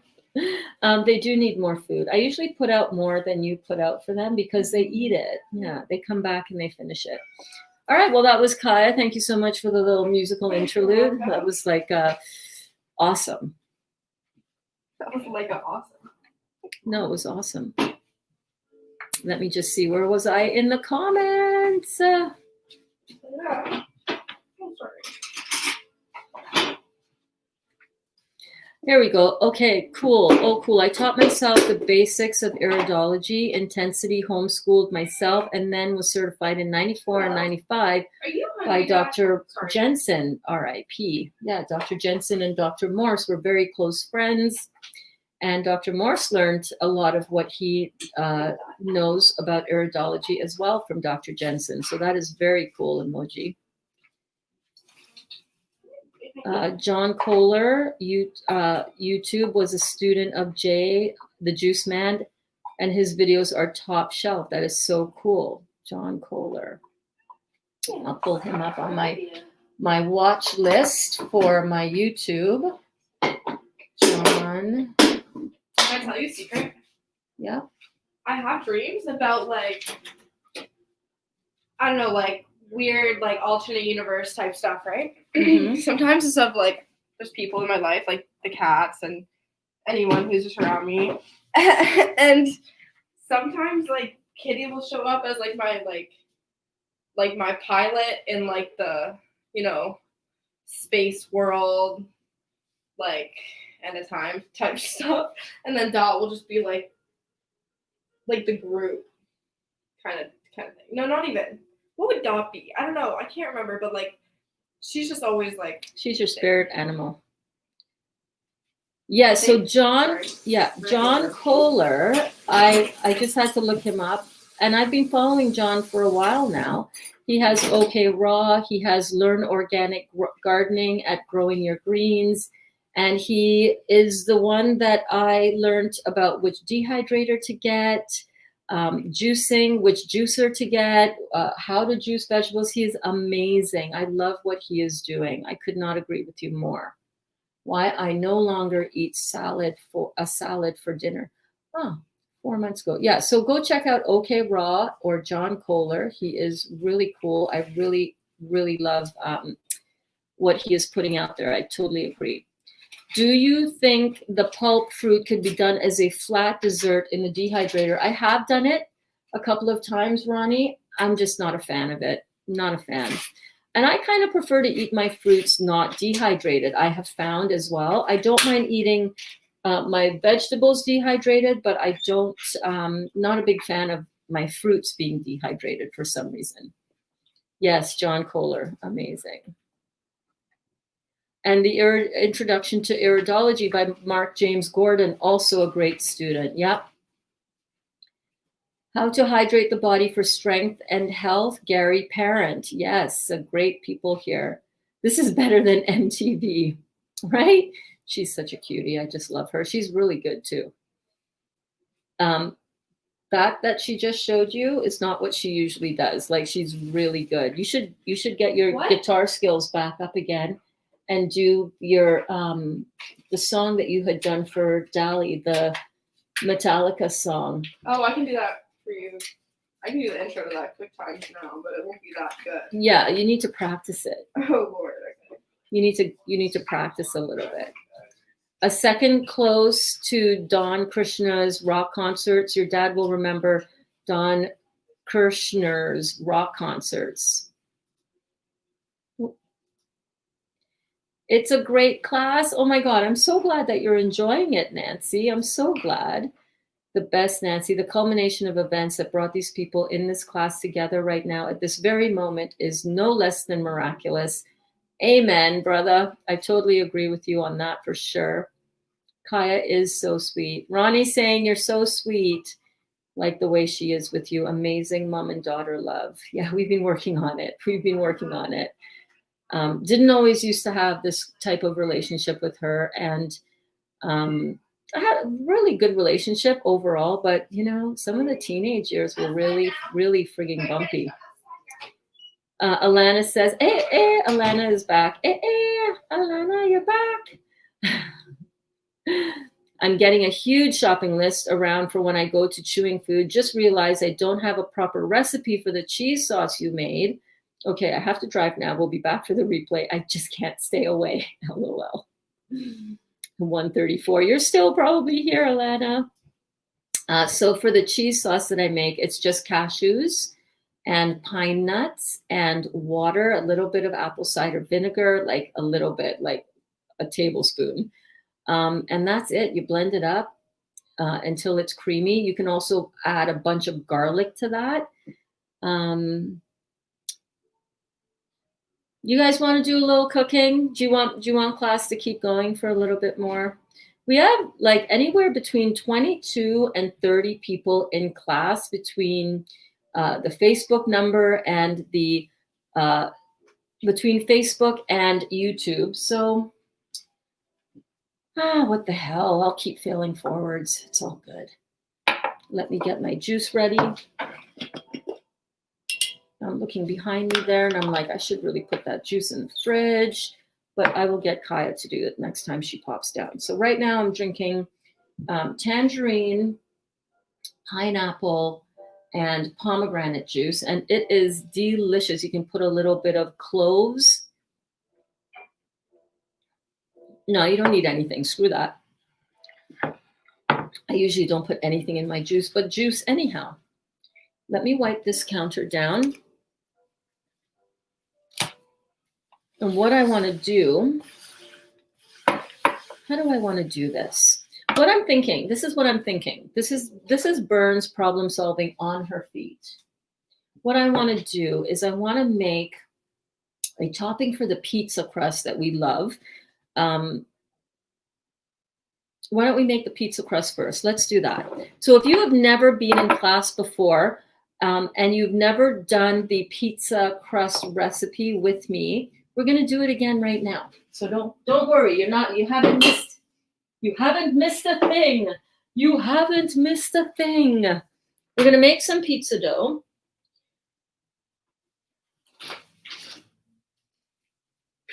And this recipe is in the description of this video, but I'll have to add that.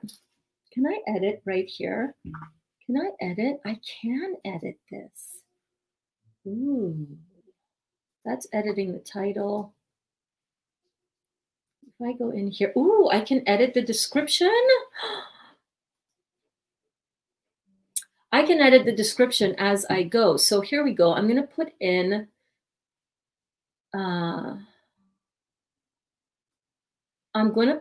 the recipe for the dough. Oh, yeah, baby. Oh, I'm going to Command C. Okay, I am changing the description right now, live. Are you kidding me? Burns, you're so smart. Okay, so there you go. That changed that one. Save changes on the Facebook description. I'm so smart. Command V. Okay, so what I've got here,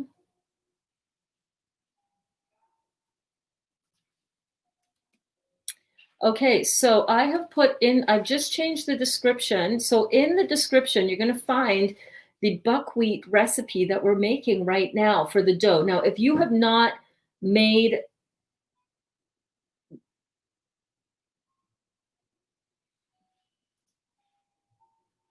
what happened there? It would not take on YouTube, but it took on the other one. Well, let's try it again. Save changes. So the changes, you suck. Okay, so the changes stayed. If you're watching this on Facebook, and some of you are, the description in the Facebook video has been adjusted to, ooh, what are you up to, Jennifer? Jennifer in the Real Juicy Detox. My first dehydrated sprouted buckwheat, pepper, garlic, onion, and oregano crackers. So nice, tastes like pizza, so hubby says. I had to have one with some avocado. So nice. It really hit the mark with flavor and texture. I'll be making I will be making raw vegan. I'll be making raw vegan buckwheat pizza soon. We'll share when I get there. Girl, that is amazing. Holy moly, that looks really good. I love your crackers, Jennifer. So good. So good. Ronnie says, if I was to make use of the pulp waste from all the fruit that I juice, what do you suggest that can be done with it, please? I'm going to let you know what I do with my pulp. I compost it because it's too much pulp. We go through, the green, we have these green bins in Canada, in Ontario, that are about this wide and they're about this high. We fill up 3 to 4 of those every week. It goes out to the yard, to the front, the front of the house. And instead of garbage, on garbage day, and instead of it going in the garbage, it goes into city compost where it gets filtered and screened and processed to be put back into farmers' field to use as compost and for growing. So I don't use it. It's too much. Oh my God, there's so much. Okay, so let's make some dough. Let's make some dough. Listen, the best thing for me,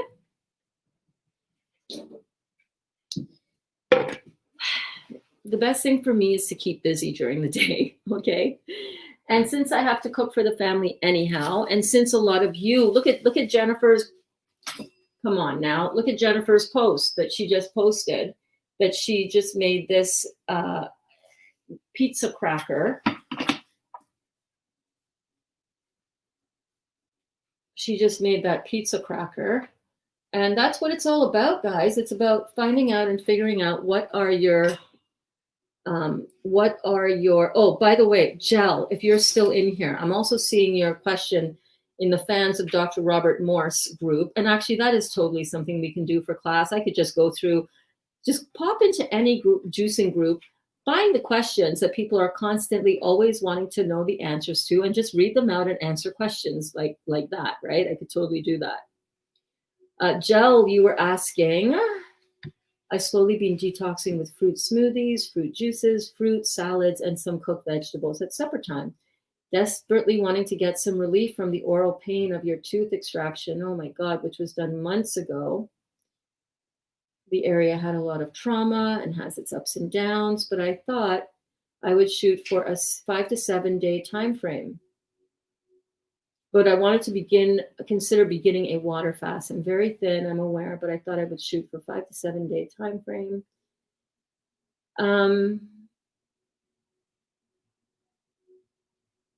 Beginning this Sunday. Any words of advice? I do not have a masticating juicer. It's okay. Use the juicer that you have because it costs a lot.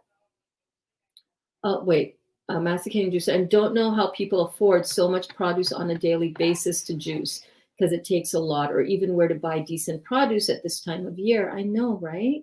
I thought a water fast might get me over this painful period I'm in right now. Words of wisdom. I've seen so many videos on this topic.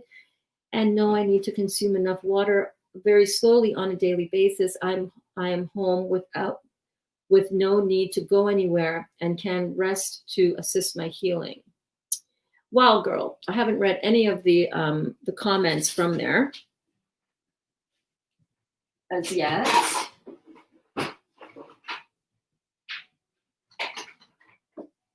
But I will. I'm just grabbing some stuff here.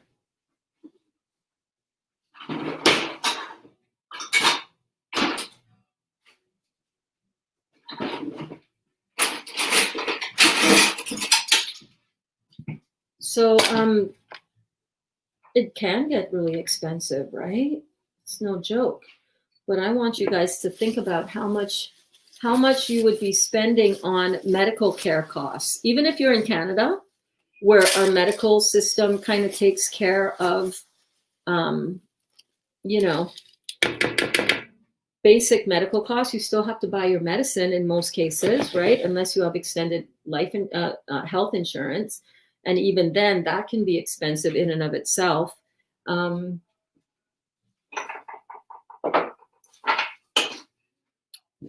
So you're right. You're absolutely right in that this can start to become expensive. But when you understand that this is your food and your food is going to be the thing that allows you to be healthy in your body, you really have to, I don't know how or where we afford it sometimes either. But here's what I do know. We don't buy anything outside of the house like junk food. And you might be sitting there going, yeah, but neither do I. Like I don't, all of that stuff, I don't eat that or whatever. But I just put 1 teaspoon of salt into 2 cups of buckwheat flour. And now I'm going, I don't want that. And now I'm going in with 2 teaspoons of onion powder. So Gel, you really have to weigh the pros and the cons, right? It can get expensive. How badly do you want to heal in your body? Doing a juice fast, a water fast, you still have to come off of the water at a certain point. I know some people do 40-day water fasts, which is just to me crazy, right? It's I do not recommend that. Neither does Dr. Morse. This thing about the pain in your mouth, you've got to realize that this is lymphatic stagnation in your head here. I'm putting in 2 teaspoons of garlic powder now. So when we have lymphatic stagnation in the head causing healing impairment anywhere in the mouth, we have to understand, first of all, what's going on, what's happening. Why is it taking so long for this area to heal? Number one, it's a wet environment, right? It's harder to heal. You can't air it out. Let me get something to stir this around. So I'm just going to stir that around.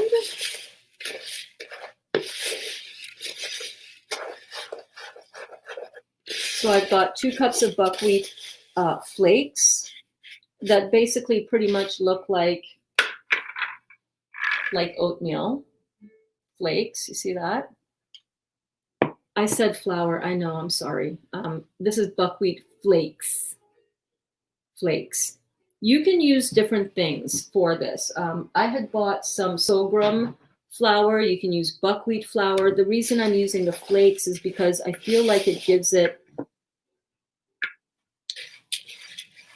a different texture as opposed to doing just flour, which when you wet it kind of is more dense when it comes together. I feel that this has more of a lighter consistency. So this is buckwheat flakes. I'm sorry, I apologize.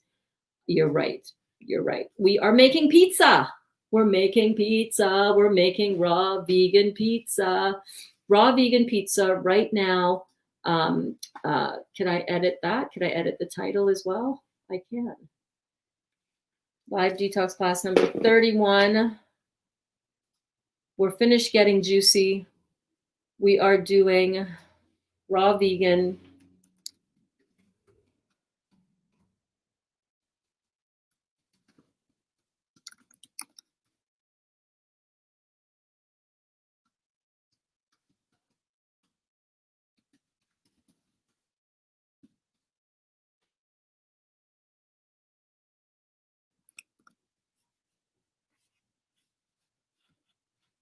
We are making raw vegan neat pizza. You know, neat, not meat.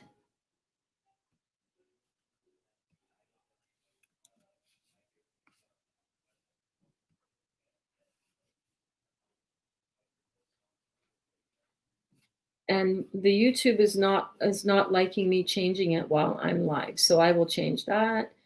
You're watching it. Send you one? All right. Just one? Just one? All right, I'll send you one. Yes, that's what it was. Dense. When I used flour yesterday, that's what I couldn't think. That's a word I couldn't think of. It becomes really dense because flour, it's a really fine grain, right? And when you put flour and water together, it forms more of. That's why we use yeast in order to raise it to have a bit of a leavening action. And speaking of which, Kim and I, Kim Parkhill and I are working together to come up with a thick crust pizza recipe because her daughter Victoria, you guys know Victoria, she's been in the class here. Victoria is 10, so I'm going to put a tablespoon of aluminum-free baking soda in this dough right there. You see that? And when you use baking soda in a recipe and you have a vinegar and acid in that, like sour cream, we're not using sour cream, but I am going to be using raw apple cider vinegar, and that is going to activate and cause some bubbling action to go on with the baking soda. I'm hoping that gives it a little bit of lift and rise. We shall see. We shall see. Okay, so let me check my recipe here.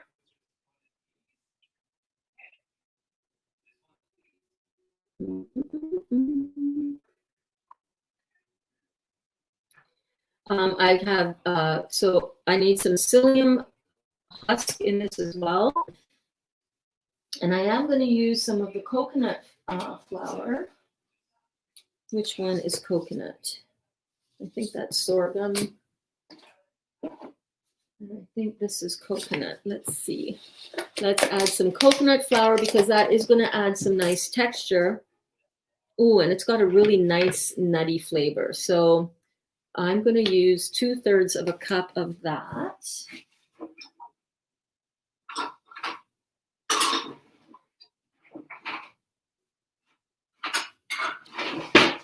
So 2/3 of a cup of coconut flour. That's 1. That's 2. And the coconut flour here is going to give a nice flavor, but it's also going to give a nice texture as well. Just breaking up the little chunks in there. Just like so. How are you guys doing? Is anybody else making these pizzas? Have any of you, anyone else tried it? I know Kelly made a delicious looking pizza. Oh my God. Where's the lid for that? Right there. And I'm going to show you, and to be honest with you, I kind of want to have a bite of the leftover pizza from yesterday. I want to show you where we're going with this as well. 1 second.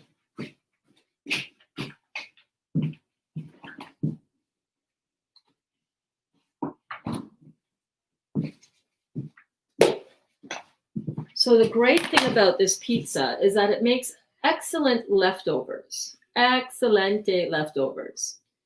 All right. It's super good. The dough stands up to the overnight, you know, it just stands up beautifully. Look at this.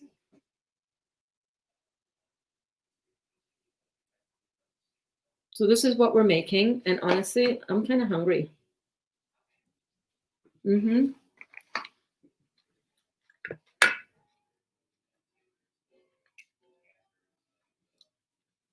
This is the first time that I've made a raw vegan pizza dough where the dough actually is like the closest thing to regular pizza dough.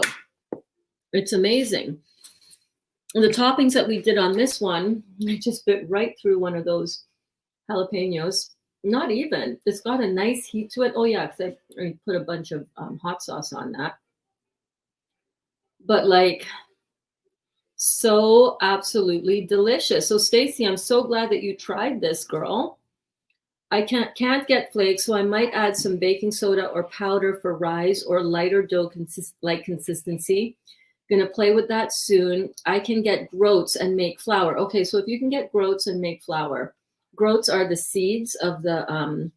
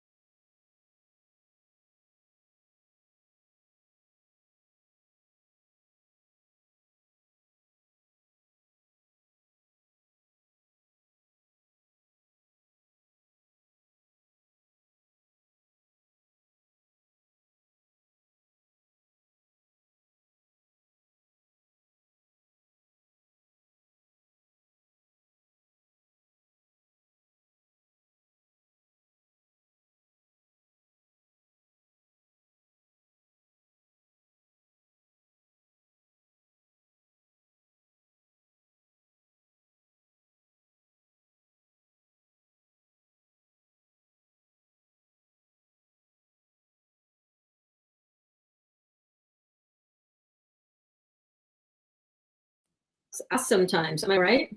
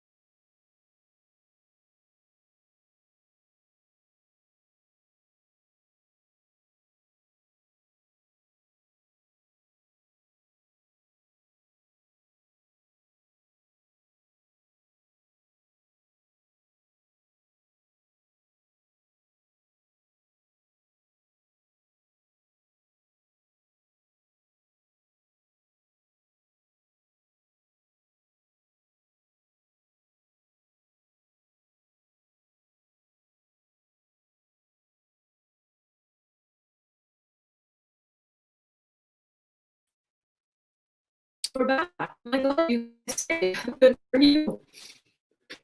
I'm just standing here eating pizza while my computer fires back up.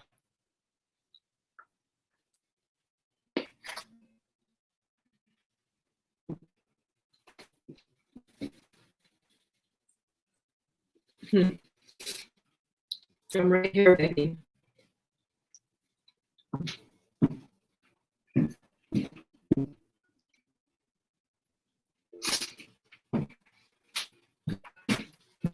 I'm here. I'll tell you what happened there. When Antoine passed by a little while ago and dropped my my tripod, knocked my tripod over, he also unhooked my power for the laptop. And this laptop is, you know, a dinosaur. And I need to get a new one.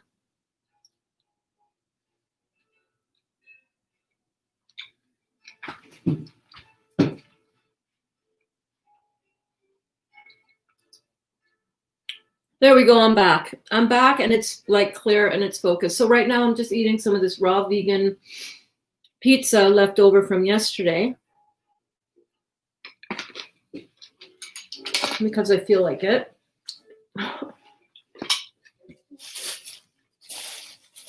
Let's keep going. So we are making a raw vegan crust out of buckwheat oats, buckwheat flakes, excuse me, coconut flour. The recipe is right in the description of this video. If you're watching it on Facebook, if you're watching it on YouTube, I have to wait until after it uploads in order to post that. So all I'm going to do now is double check my recipe and make sure I haven't left anything out. Psyllium husk. There we go. So I'm adding in 1/3 cup of psyllium husk, and I believe I bought more, and I just don't know where it is. But yeah, this is just shy of 1/3 cup. You see that? I want to get the rest of it in there, though.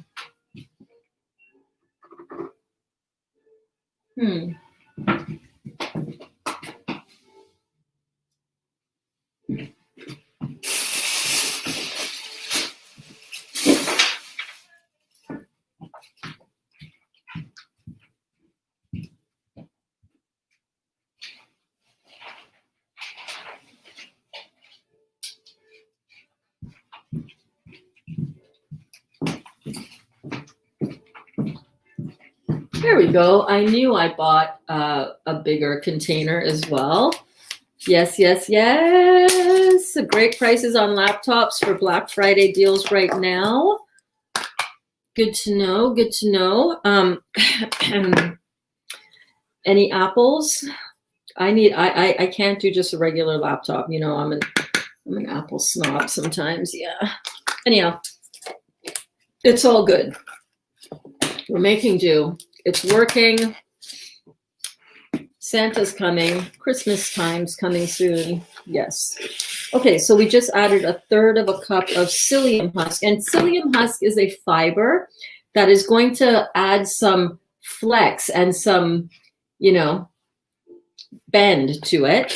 It's going to provide a nice a nice addition. Also, psyllium husk is really good.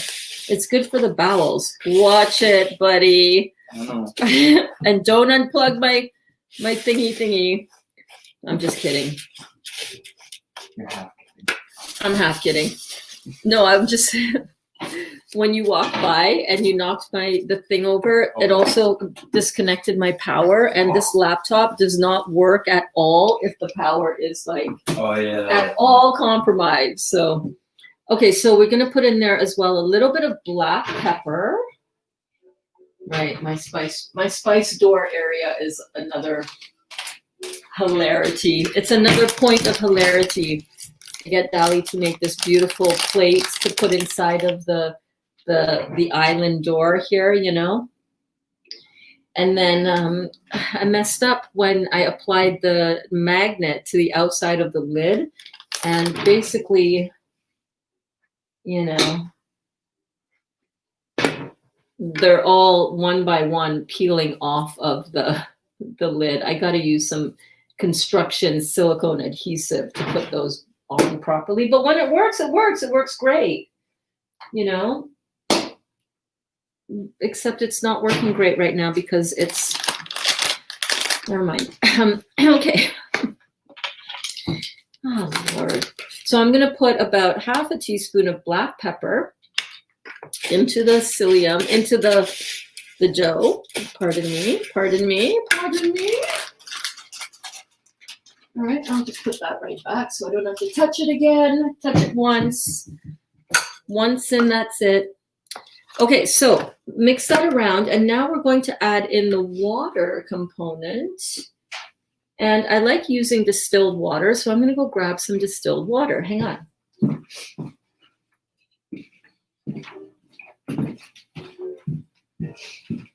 Oh my God! I need a joint. Hey, could you roll me a joint for real? Why? Why? So I can smoke it. Where you at?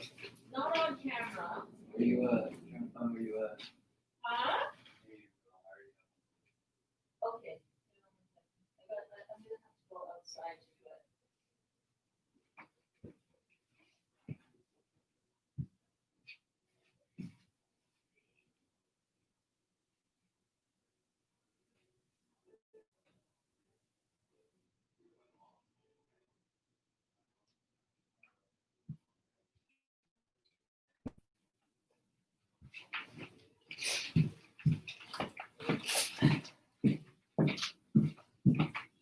Okay, so I'm back. So I've got about a liter of water, or 4 cups. And I'm going to add that in and give that a good stir.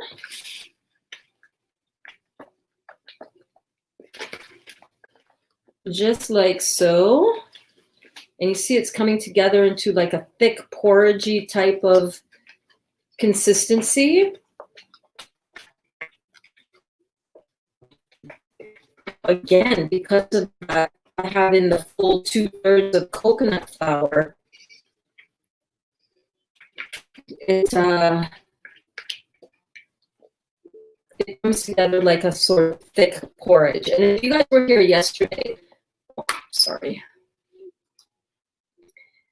Yesterday, this was a lot thinner. Remember yesterday's class where I only had 1/3 of coconut flour left? And I added a looser. That coconut flour really absorbs a lot of water into its into that flour. So this is coming together like a lot thicker than the other one did. But we're not done. Let me add in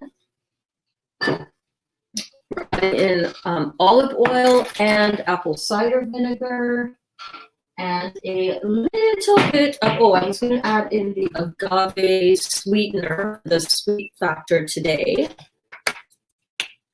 And I'm just going to add in, I'm just going to go with this, 1 tablespoon, 2 tablespoons. That's how I measure this. Apple cider vinegar with the mother. How much did we use last time? 1.5 tablespoons. I'm going to use 2 because I know that I did use 2. And this is when the apple cider is going to start causing that reaction with the baking soda. And it is starting already. I don't know if you guys can see that, but it's starting to add some of that airiness and some of that bubbling action. Oh yeah, the apple cider vinegar as well gives it kind of that that slightly fermented, slightly yeasty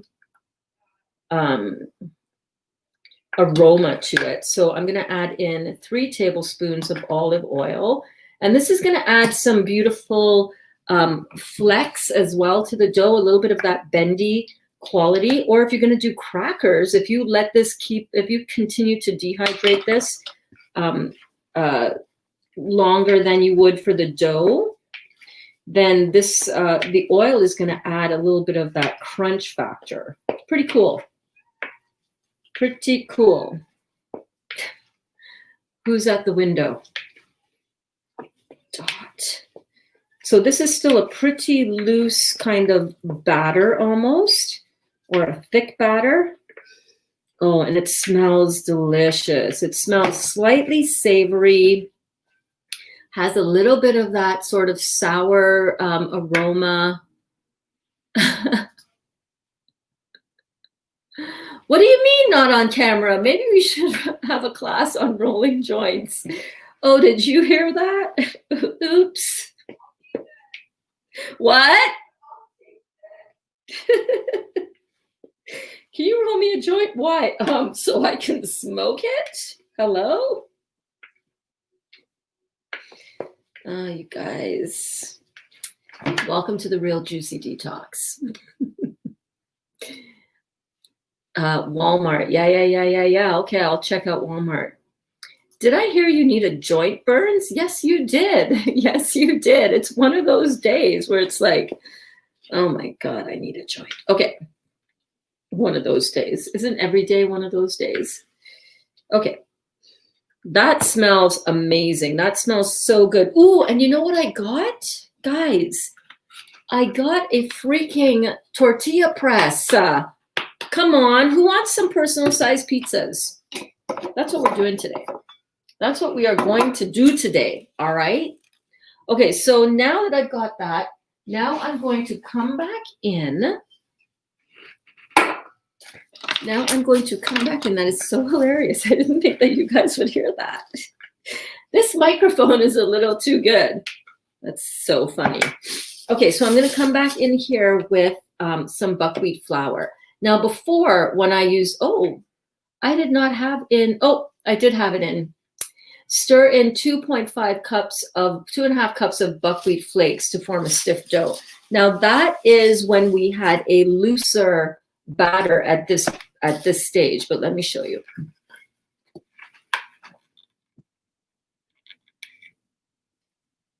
Right now, see that?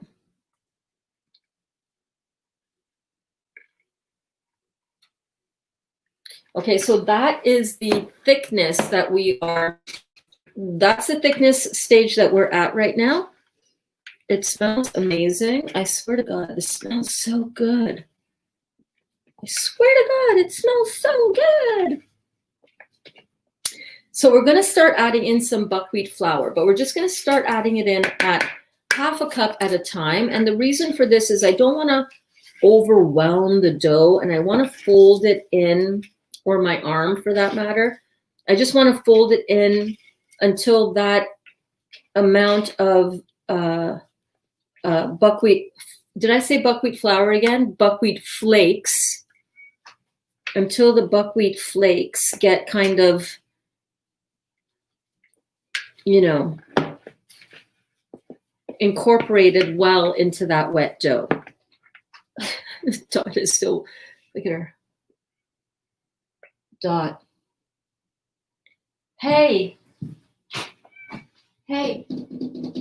Hey. Hey. Oh, meow. She thinks I'm coming to let her in. Hold on. Dot. Come here. Come on. Meow. I know it's cold out there. I know. Go have a nap. Okay, so that's the first half of a cup. Let's keep on going. It's another half, so we're at 1 cup. And I want to get a, no, I don't want that.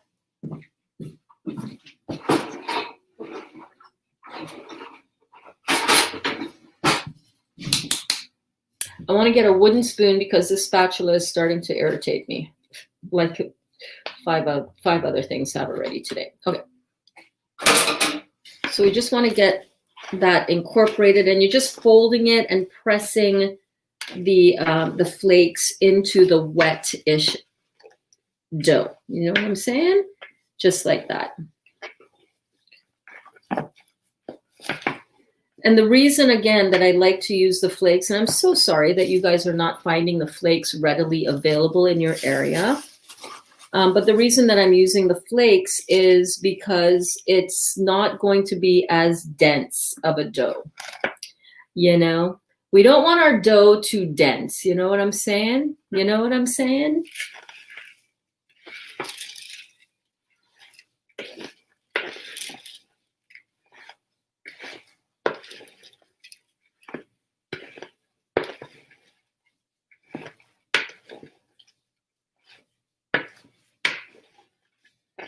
So now we're at 2 cups of buckwheat flakes, because these are half cup measures. We're just going to stir that in.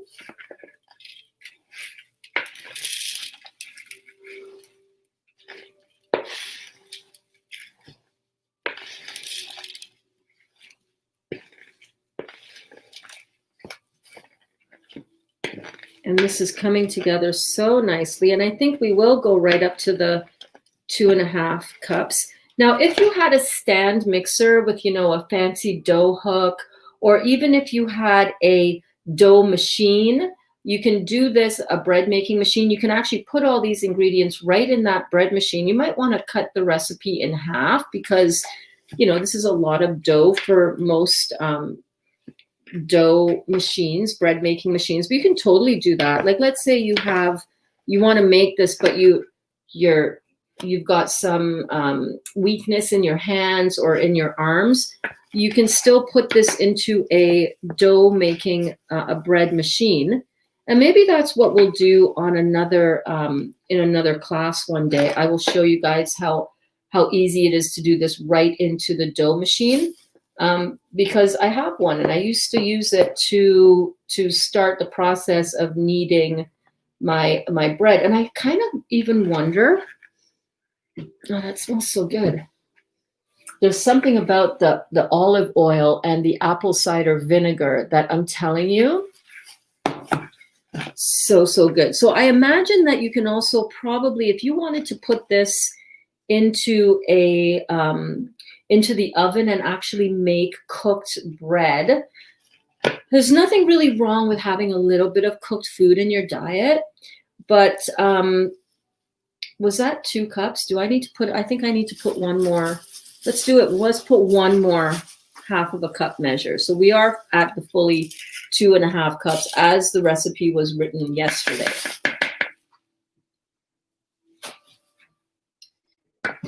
It's okay to have a little bit of cooked food in your life, all right? Technically speaking, your kidneys should be able to filter and still have some cooked food and still continue to filter, all right? If your kidneys are filtering and you are incorporating, or you want to incorporate some raw food, some cooked food, you can definitely do that.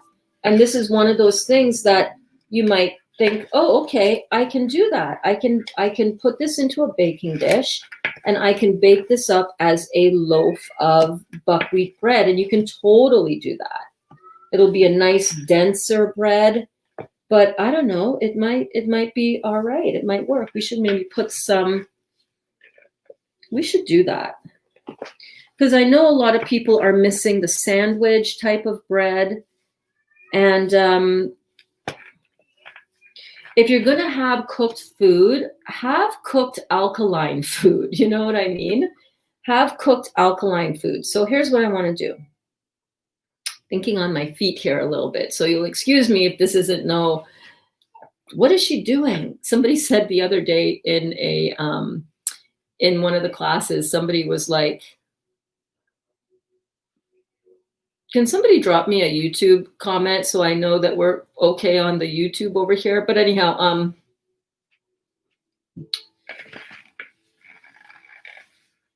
somebody said in the comment, what in the world is going on here? Somebody else said, we're just cooking. Is she working off of a recipe? Yeah, a little bit, maybe, not really, sometimes.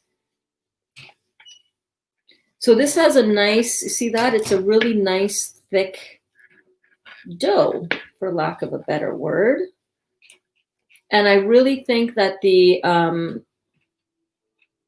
baking soda in here, you cannot stop smelling this. It's so good. The baking soda in here is giving a little bit of that lift and a little bit of texture. So I think this is going to really work. So what I want to do, haven't used my stove in like 180 days, 190 days.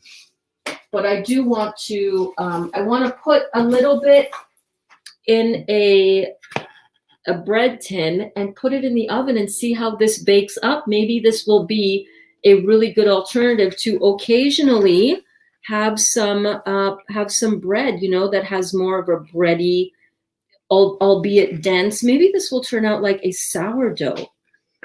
Ooh, I'm getting excited. Okay, let me go find a bread tin, of which I used to have many. I still do. They're just downstairs because they're out of rotation. You know what I mean? Since I do the raw thing. But I do want to try some of this bread. What do you think? Do you guys want to see some? Hey, Rockstar Ruiz in the house. Yes, I love pizza too, my friend. So I want to see how this bakes up into a bread. I want to give my tortilla press a little whirl because I just picked that up. I saw that at DePietro's today. Preheat your oven, I know, but I think first I need to clear all the, my oven is actually an extra work. So it's an extension of my counter. So I need to clear off, the stuff that's going to melt, like everything that I have on here, like my bag of puffed quinoa. And I thought we would make some puffed quinoa treats with this, with some maybe nice organic raw chocolate. So before I turn on my oven, I'm just moving the stuff that should not be on my oven. Oh, by the way, this pizza dough, hold on. Let me get rid of this. I'll be right back.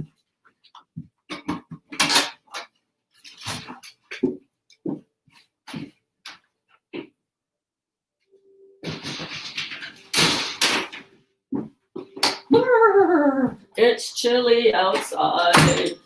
Oh my God, it was like -1 degree today when I was driving around doing groceries and shopping, and I was like, woohoo, it's chilly. I'm gonna put this in the cold room as well. I'll be right back, in the mud room.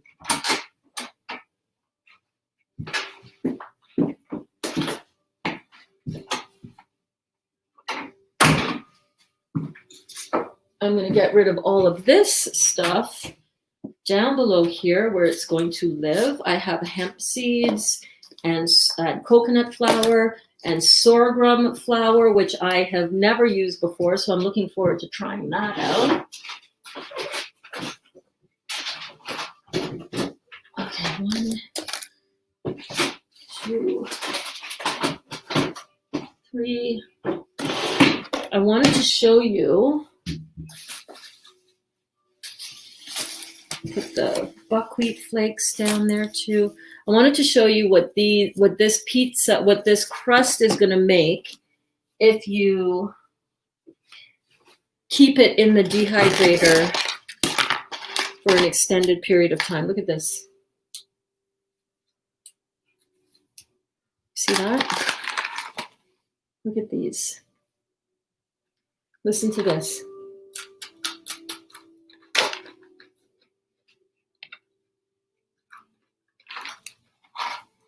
Buckwheat crackers. And like our friend Jennifer did, season that up.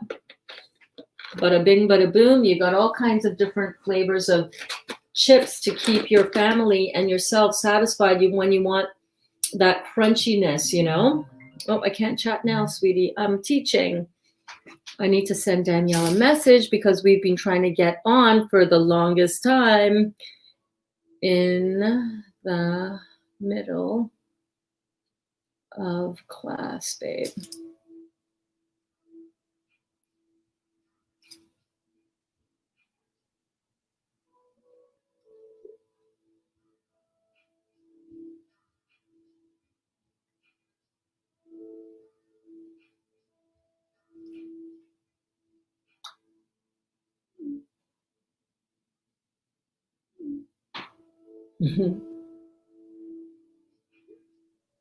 Come say hello.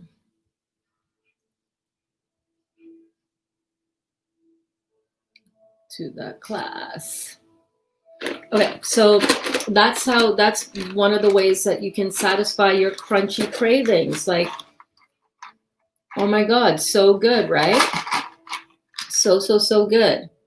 Okay, so what I need to do, you'll be back, chiropractor. Okay. Alrighty. I'm missing crunchy dry something. There you go, Alana. Problem solution, right? Problem solution. Okay, so this beautiful, oh, let's taste it.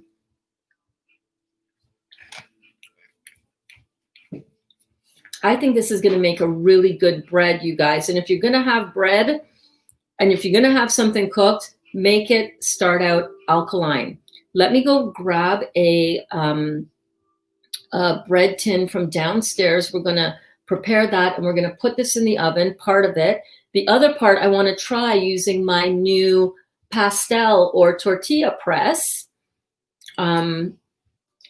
Yes, if you have a craving for bread, use sprouted grain. It's easier to digest. Exactly.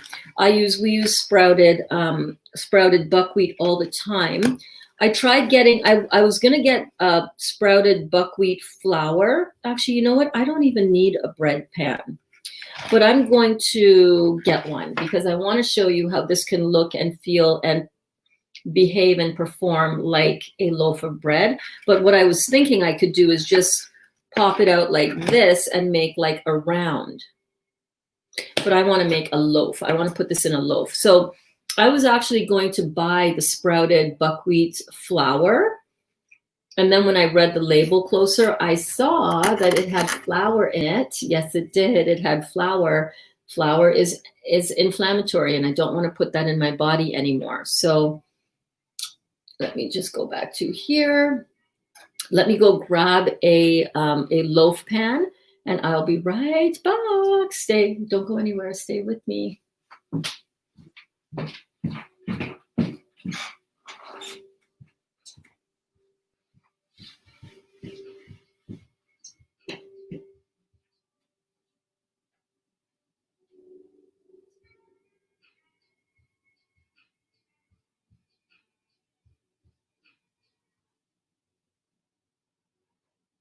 Oh my God, where are my bread tins? Where are my bread tins?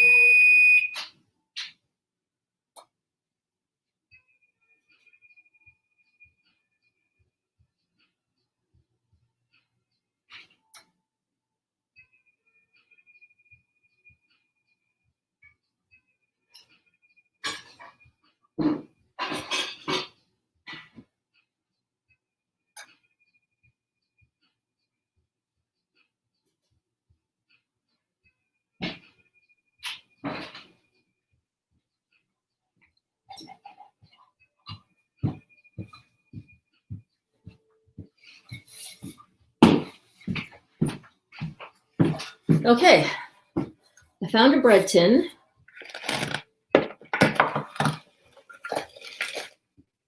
And I'm going to just prepare this bread tin with a little bit of parchment paper so that it will be easy to pull it out. Parchment paper. Yes. I just picked this up at Dollarama. How are you guys doing? How is everybody doing?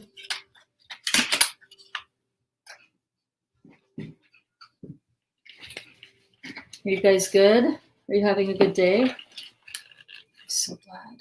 I'm so happy to hear that. I am so happy to hear that.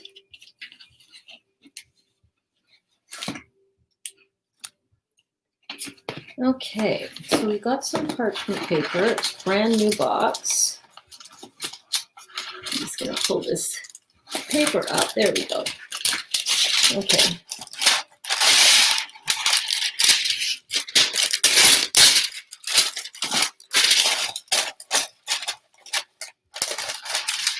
Scissors. Scissors.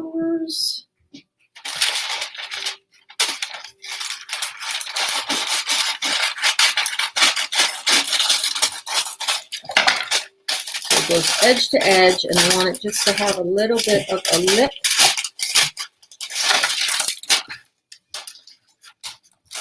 I have found when making bread that this is really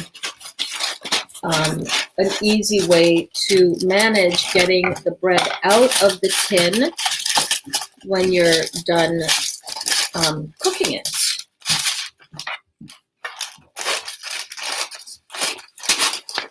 So my oven is heated. Thank you, Alana, for reminding me to do that. And all I'm going to do is I'm not kneading it. It's not a kneaded dough. My dough isn't kneady.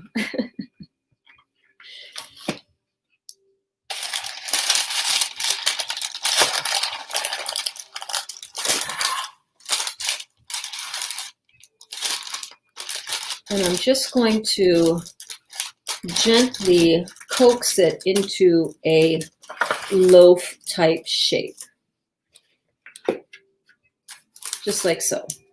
And remember, this is all alkaline. So do we prefer to eat raw food? I have to say, honestly, my body feels better on raw. It really does. My body feels better on raw. But every now and then, you know, there's nothing wrong with having some cooked food in there. So what I notice now, I can put it in just like this and it'll actually have a really nice top crust, which will be really good. But again, I've made so many beautiful loaves of bread. I've made Japanese milk bread. I've made sourdough. I've made all kinds of artisan bread, French bread. Oh my God, baguettes, brioche. Oh my, seriously, I'm a master baker. Yes, I am. Don't be rude. I'm a master at baking, okay?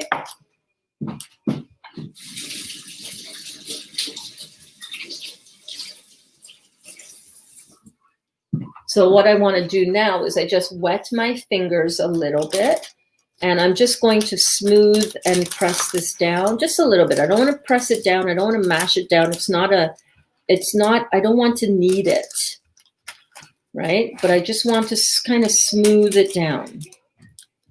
Just want to smooth it down just a little bit.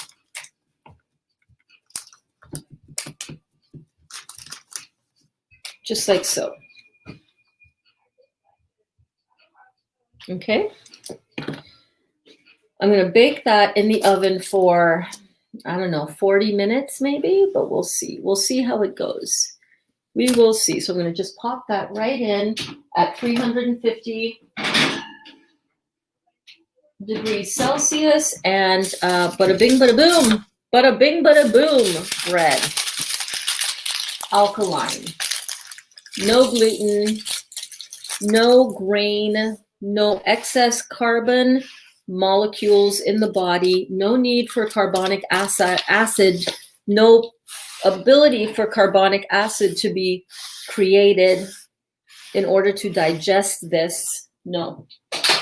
It is just good, alkaline, beautiful fruit. Buckwheat is a fruit seed, so don't be afraid of that, okay?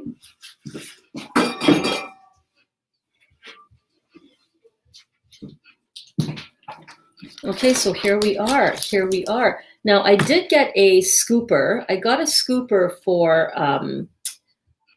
scooping out stuff at Dollarama. Ooh, yes, a round one like a rustic bread. I know, right? You put a little bit of, you know what you can do? You can mix in some chopped olives into this and you can make an olive bread. You can have some roasted garlic in there, roasted garlic bread. You can put some rosemary, some thyme. Let me know let me know in the comments, you guys, what would you put in to this beautiful rustic bread recipe? And by the way, congratulations to you. If you're still watching this and if you're here and you're enjoying the class and you're just chilling out with me as we figure out these fun things on this day, shout out to you and to everybody who is enjoying this beautiful day. It's just like, it's perfect, right? So I'm going to get the scooper. I'm going to get the pastel press, the tortilla press that I just got.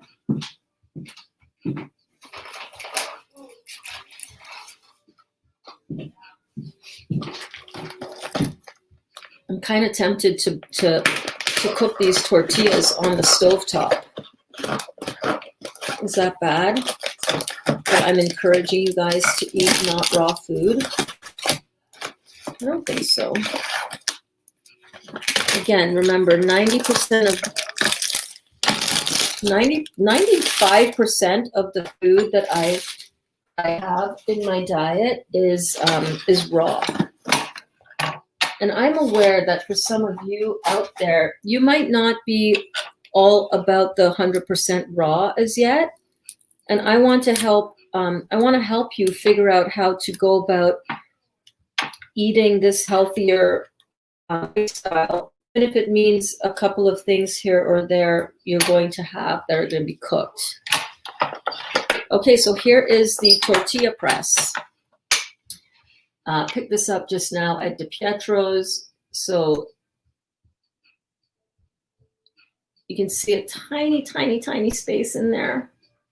And what this is, my parents and our family used to use a press like this when we were making pastels. You would put the ball of saran wrap down, like we're going to do in a minute, ball of dough, go like this, and press it nice and tight. And then you have your tortilla, your pastel dough that you would then fill with the meat filling and so on. But this would be perfect for making little personal sized pizzas, little tortillas. And let me get a couple of the things over here. Hang on one second.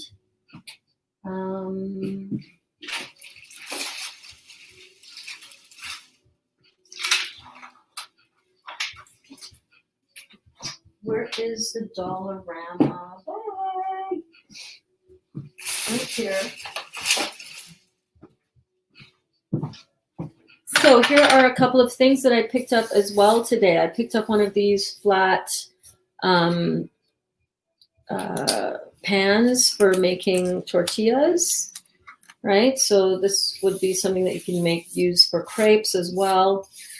And again, if you're eating and you're drinking mostly beautiful juices and most of your diet is already raw, then you can have one or two things in your diet, that is cooked. It's okay. You don't have to be afraid of cooked food. It's just you don't want every meal to be cooked because that's bonded chemistry.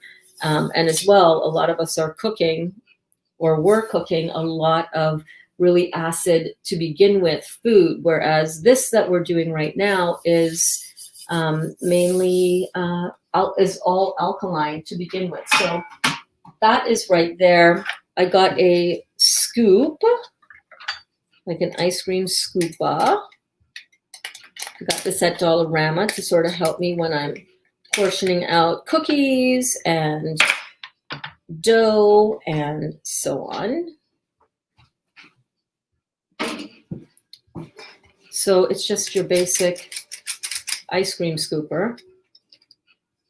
Let me just wash that off.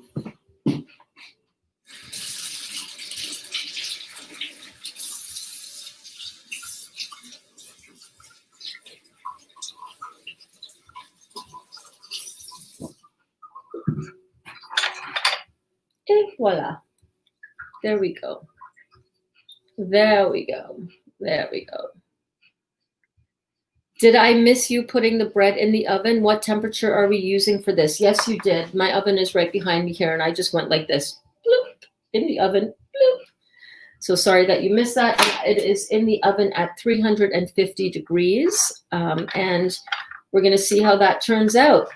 I do not cook very often with heat anymore, so it's kind of an unusual experience for me. I feel like I'm being a little bit of a naughty girl, but we're not. Okay, so what I'm going to use now is I'm going to get some saran wrap to put on this, and we're going to use the new press that I just got.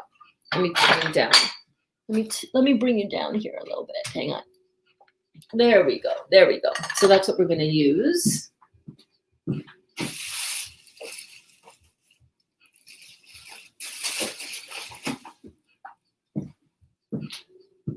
Oh, do I need a new one opened as yet? Well, I'll open it. Who cares?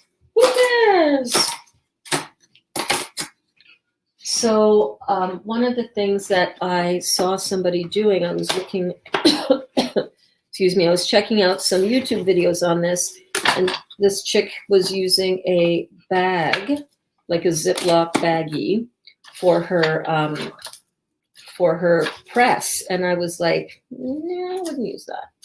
You could, but this is what my family has used for decades when making pastels. And pastels, again, they're like this Spanish influenced cornmeal type of packet, like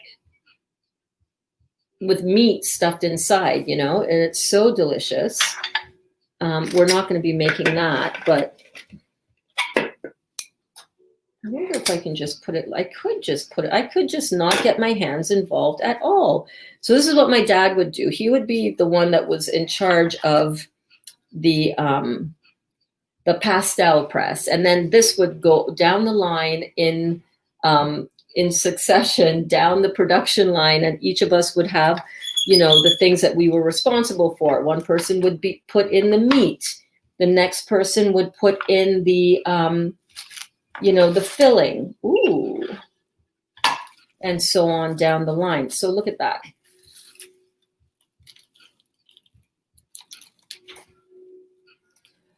So that looks pretty good. I can see over here closer to the edge of the handle, it was a bit more thinly pressed. So maybe I'm going to just put this a little off-centered from that spot.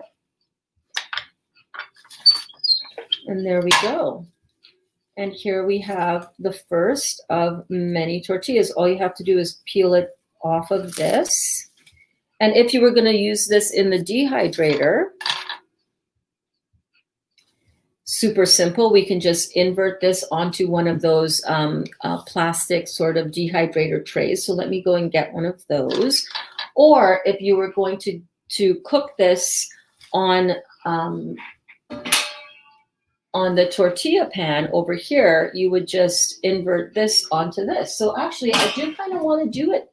I kind of want to try one on there, even if not for me, for the family. Like maybe the kids would be more inclined as well to eat it if this part were cooked. And I'm okay with that for them. You know what I'm saying? I'll tell you one thing for sure. It sure beats the crap that a lot of kids are eating out there. So I'm just going to wait on that. I'm just going to put this over here. I'll reuse this saran wrap in a minute. And let's do another one. So I'm going to get another piece of saran wrap. And when you're doing this, like when you're doing a lot of these or several of these at one time, you're not going to need to take out a new piece of saran wrap every time. This is just because I'm waiting on the pan over there, and I want to just try it again.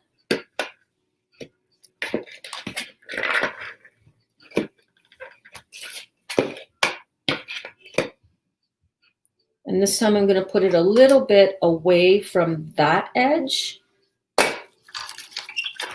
Can you guys see that okay? Yes, you can. Yes, you can. And just press it down. Oh, beautiful. That's the ticket. So that is definitely what you want to do for success if you're also doing this. And as I can see, looking through it, I could see that I can turn it, do a quarter of a turn, and then press that again to sort of get it all really flattened out nicely. What do you guys think? Do you think you are inspired to make this? Stacy says, you're a whiz with that saran wrap. LOL. I always have a mess and it's all crinkled. If I use the Ziploc bags when I use the Ziploc bags when I would do your press. Yeah, you totally could. You totally could. So that's pretty good. That is pretty good. So let's see if our pan is hot, and it is, because my burner over here goes from 0 to a gajillion degrees, and there's no in between. It's either on or scorching hot. So I'm just going to turn the, move the camera a little bit so you guys can see this. Or actually, okay, and there goes my power supply to the laptop. So let me plug that bad boy back in.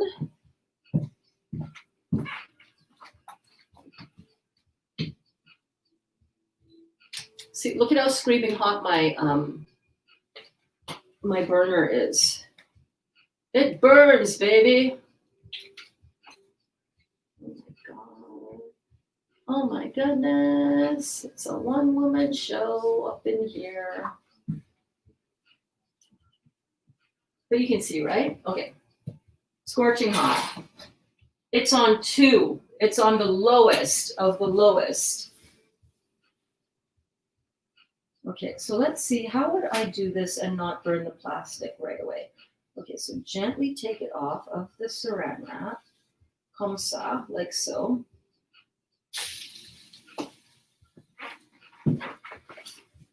Are you outside again, Dot? Oh my god. Oh my god, child. And I absolutely don't have the correct type of spatula going on here, but certainly good enough to scratch my new nonstick pan. But I don't have a proper spatula. And the plastic spatulas that I have are going to be too thick. So I'm being very gentle when I'm getting under there.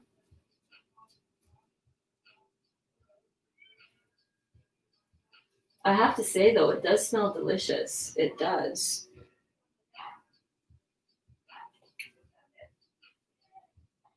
Oh yeah. Oh yeah, baby. Let's see.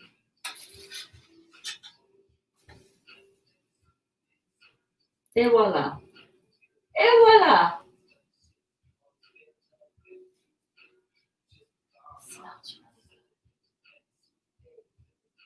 Ow, I burned my nose. Where's that joint? There you go. Look at that. That is like a legit roti right up in here. You see that? A tortilla, a roti, a little fried egg that's not fried. You know what I mean?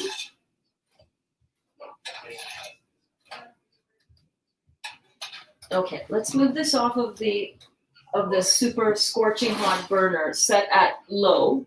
Okay. Hey, Kaya. No, but I just made a tortilla and I want you to come and try it. I cooked a tortilla. Did you? Remember when we used to make pastels with Granddad? Yeah, is that what you were talking about? Oh, hold on. I got a pastel press. So this is the, here, hold on. I'm going to put this back in the right spot. Is it good? Mm-hmm.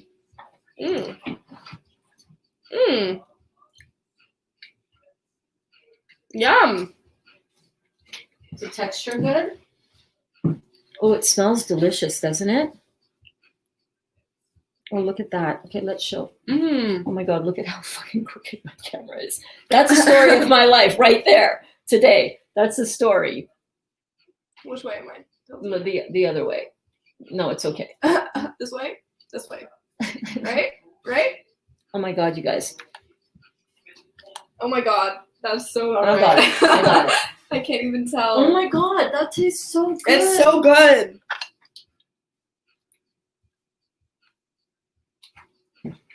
Yummy. Oh shit, what is going on here?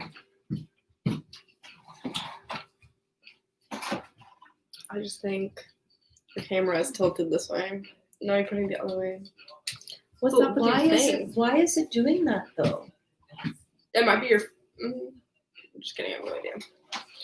That's awesome, Mom. All right. Thank you. Yum. Yum, yum, yum. Yum, yum, yum. Dog wants to come in.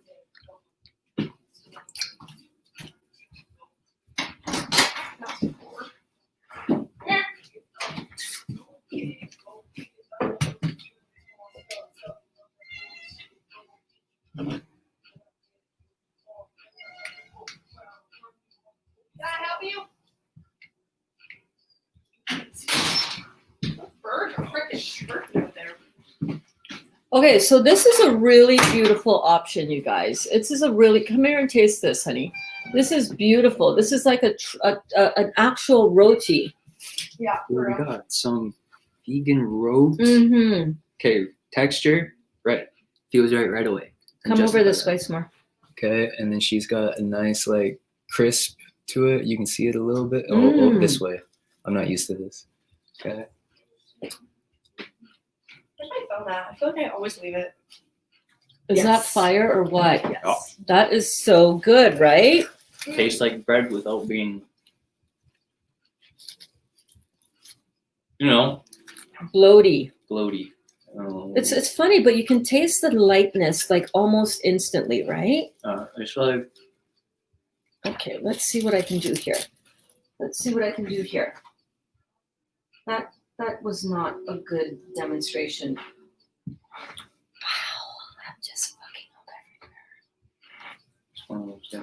It's one of those days, man. It's one of Because those ever days. have those days where you wake up and all you can say to yourself is, brain, all I ask for you to do is work. Just work. Just work, brain. Come on. Want another one, honey? Yeah, I'll have a little bit more.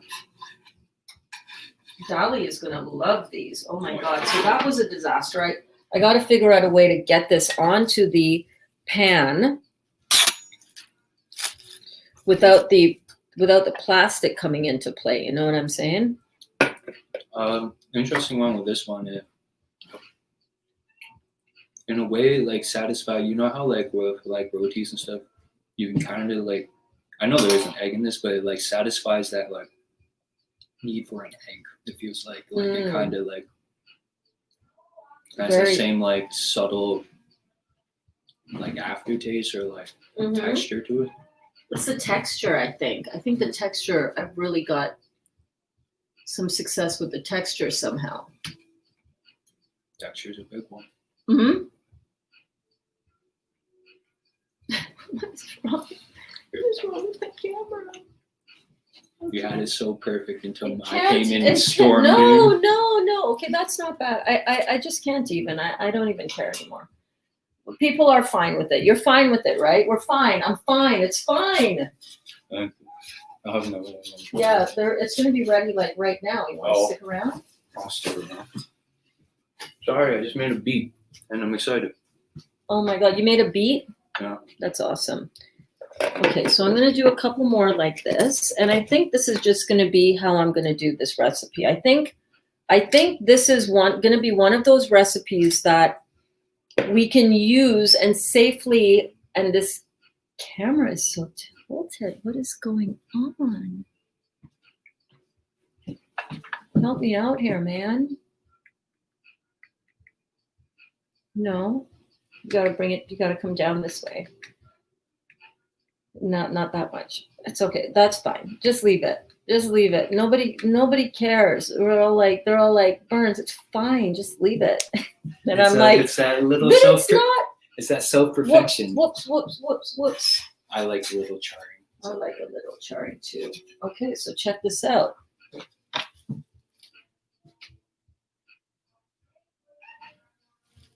And on the other side, with less charring.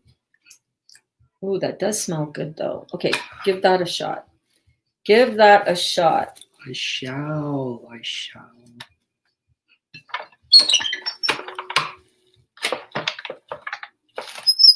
Good?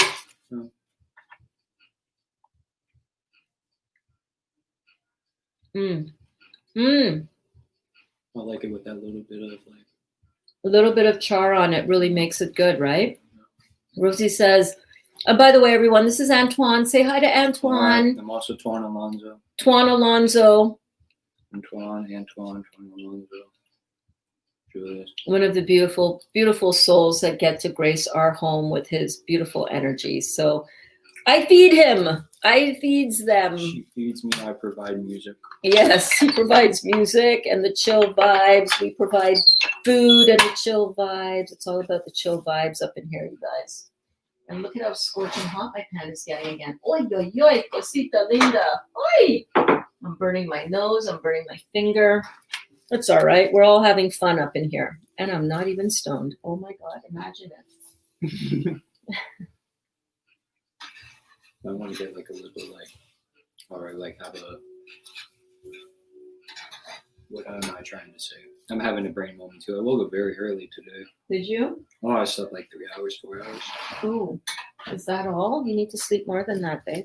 I That know. was me. That was me yesterday. And oh my God, I was so happy to have my afternoon nap. I don't usually have an afternoon nap, but when I'm tired like that, when I don't go to bed on time, oh yeah, afternoon nap it is. So I'm just flipping these over. You probably can't see that because my microphone is in the way. There we go. I'm just putting it on the pan, and I really know that I'm messing up my pan with this utensil that I'm using, but I don't care. Burns, you seriously are messing up your pan, girl. I'm so bad. Get out of my way. Get out of my way. I need to find a proper utensil. Have a good one, guys.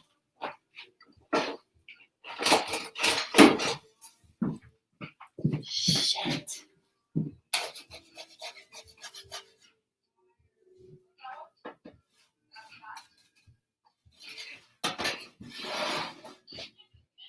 I don't know why I do things like that sometimes. It really surprised myself.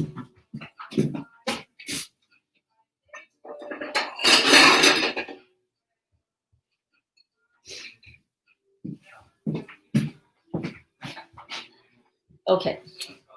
So there you have it. You got some cooked tortillas, but we didn't use inflammatory ingredients. We used alkaline ingredients, and this is nothing short of amazing as far as I'm concerned. Yes, you can use cassava flour for tortillas, but now I'm trying the buckwheat. Try the buckwheat, girl. I like it too because it's not starchy. So cassava can be very starchy and very hard on the digestion. Will that work as pancakes too? Absolutely. You can add a little bit of, well, it feels like a pancake, but it feels more like a tortilla, that you can pick up.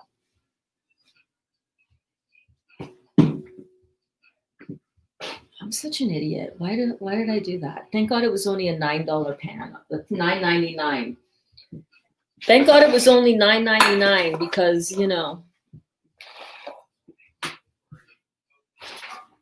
it's all good. It's all good. It's just stuff. Who cares? Who cares? Who cares? Who cares? Right? Who cares? How you doing? How you guys doing? So this is not raw vegan nothing. Okay, this is cooked vegan. This is cooked vegan, but it is the good cooked vegan stuff that you want. 100% absolutely. Because we're not starting out with alkaline or inflammatory ingredients in the first place. So this will definitely work as pancakes as well. Absolutely. And I'm going to try just inverting this right onto the pan. I'm really nervous about the saran wrap factor, though. I'm not going to lie. Plastic right next to a pan. Okay, let's see. Let's see how this goes.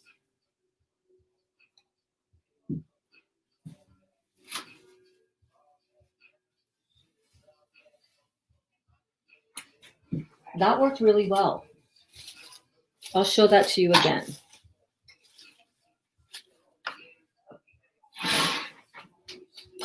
I always forget that. Oh my God, I always forget that the handle is hot. Owie kazowie.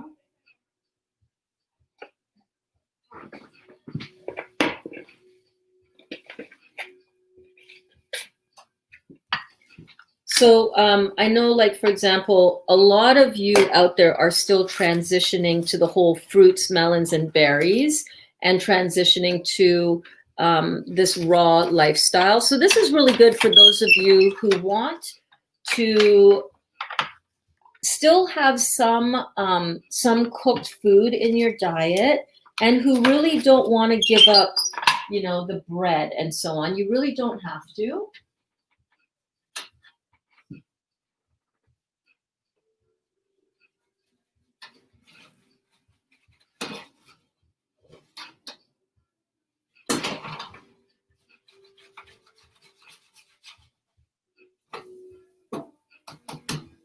you can really understand that you can do this with confidence and you don't have to be so rigid. As long as the ingredients that you are using are alkaline in nature to begin with, you can rest assured and feel confident that you are still helping your body to heal. Now, I wouldn't be eating this in, I wouldn't be eating the whole batch of this, but maybe, I don't know. Maybe I will.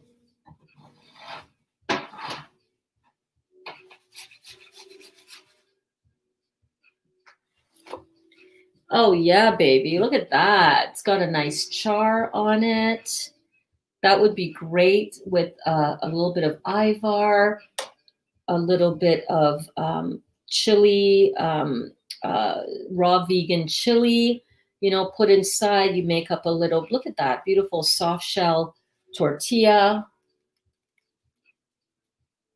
Want some? That's beautiful. So we did a little bit of cooking in class today. We are still doing, never mind did. We ain't going, well, I'm not going anywhere. I still got stuff to do. And as long as you guys want to keep on hanging out with me, let's just do it together, right? I want to wipe that griddle down and hopefully not burn myself on camera because that would be like so embarrassing.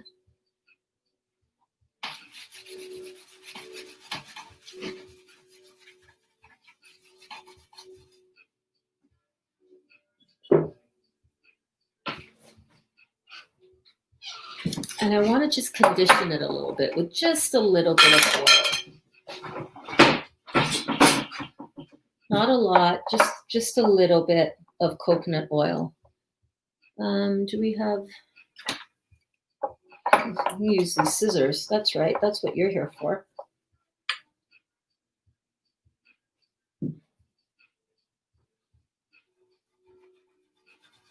I'm seasoning the pan just a little bit.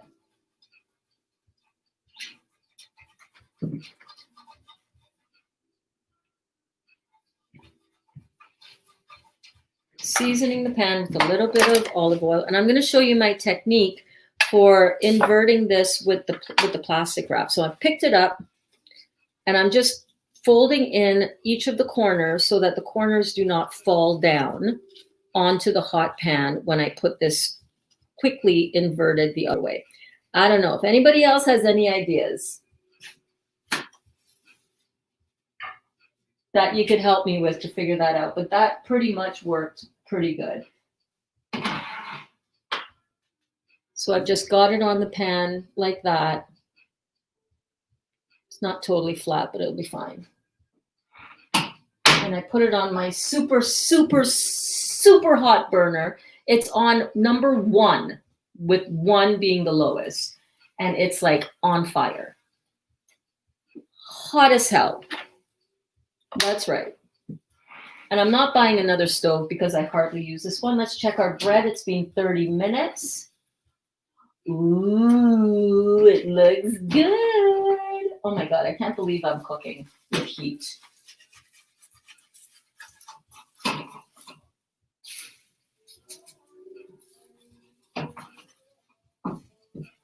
But hey, if it's going to keep the family eating alkaline food with a little bit of cooked food, listen, most of the time they're out there eating cooked food anyhow. Well, at least now we can give them an option for eating healthy cooked food, like truly, truly healthy, truly alkaline food.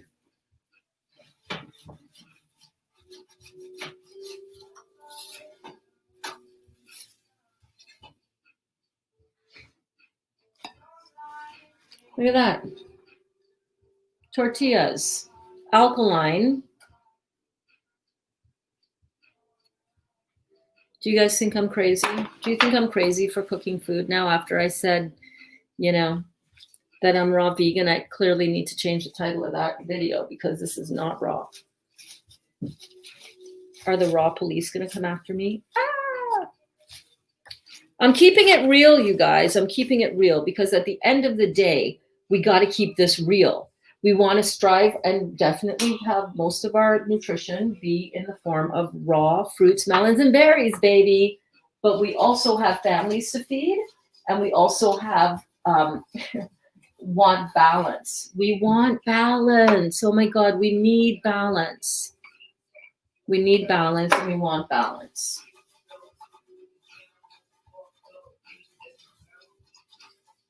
Now, I would not be going and putting meat on these beautiful alkaline tortillas. No.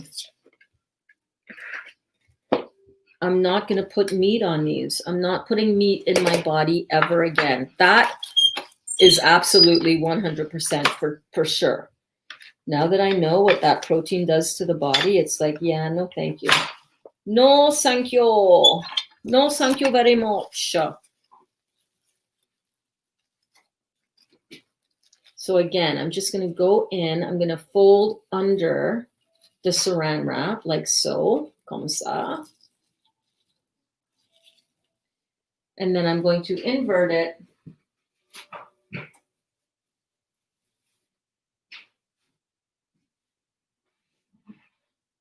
Quickly onto my tortilla pan, my roti pan. There's another word for that. I know there is. Sahar told me the other day. And I'm going to put that back on the burner for a little bit. And that's it. It's just a matter of repeating the process until you have them all done up. And I want to bring out the bread to show you because the bread has been in the oven for 35 minutes. So let's check that out.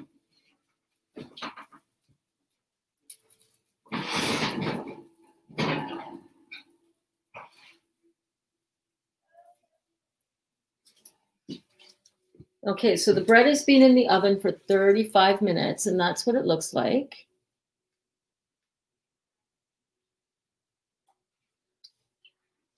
What was that yes to, Cindy? I don't even know which question I asked. Oh, shit. My pan on the stove is burning up. All right. What was that yes for again, Cindy?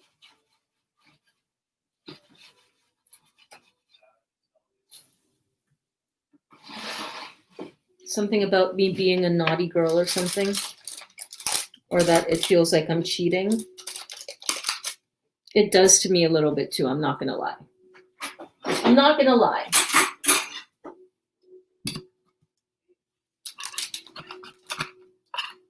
Remember, there's no yeast in this bread. There's no eggs. There's no milk.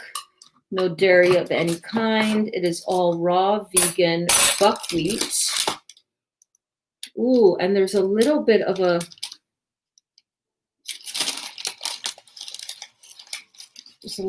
sponginess to that. Can you see that?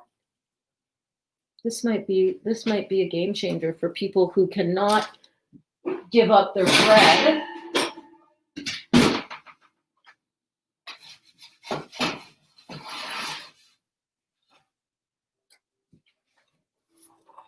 And who really miss that feeling of eating bread. And you've had your beautiful raw vegan in the dehydrator pizza, but now you're wondering, oh, you asked if we thought you were crazy. LOL. Yes. Well, yes, I am.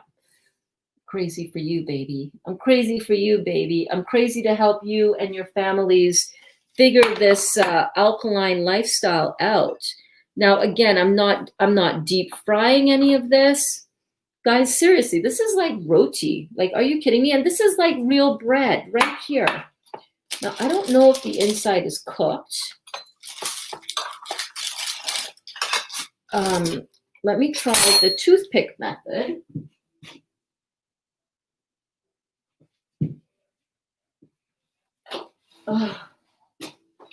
Short people problems.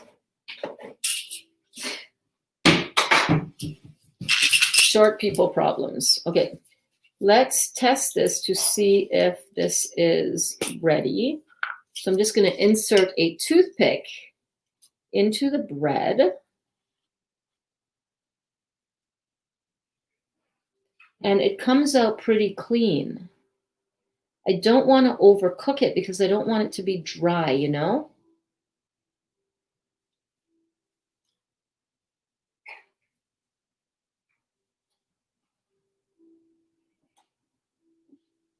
Yeah, I think that's done. I think she's done, baby. So I'm just going to put that over here. I'm going to take it out, and I want it to cool kind of on its side. So that almost has the ooh, banana bread. Hello. Hello.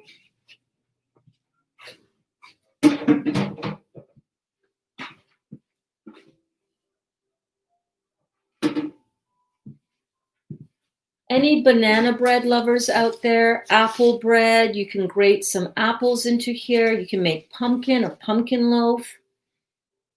Olive, like I mentioned. This is really, I think we might be onto something for those of you who are okay with having some cooked food. It's not bad.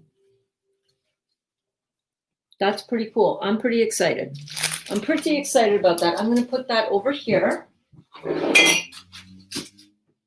that cool off right there. Oh my goodness, my counter is turning into a little bit of a disaster. Let me have some juice.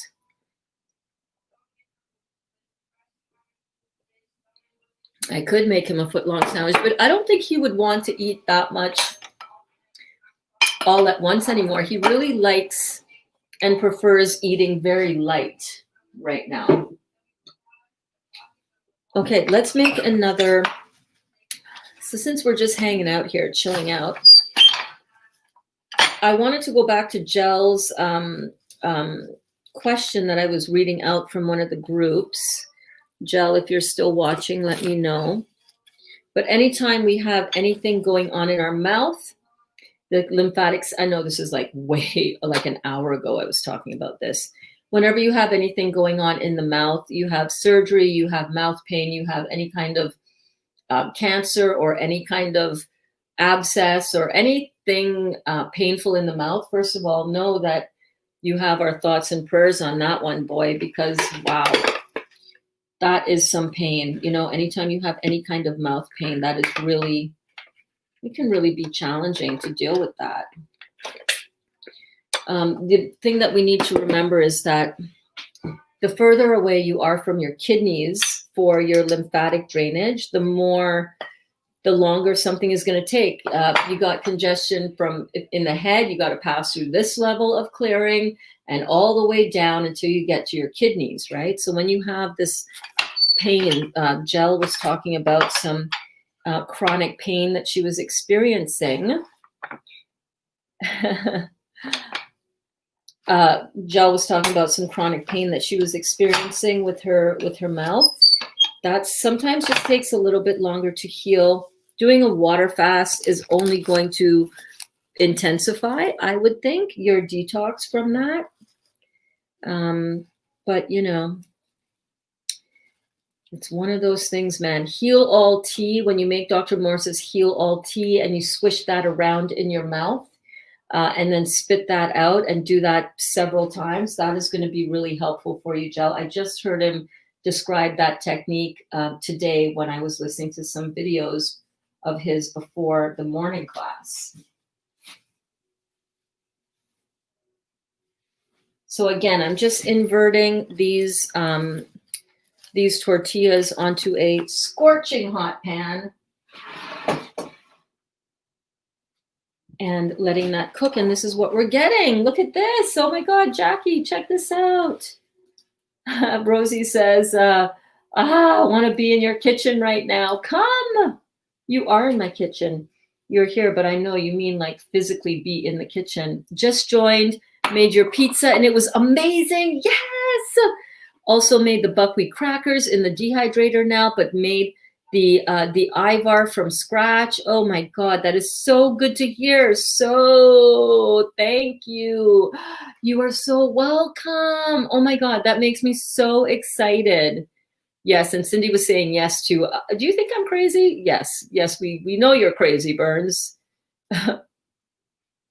Yeah, so yeah, Dolly used to eat many foot-long sandwich. So this is really cool. This is the most amazing thing ever, isn't it? Look at that. I'm just keeping an eye on my pan behind me here.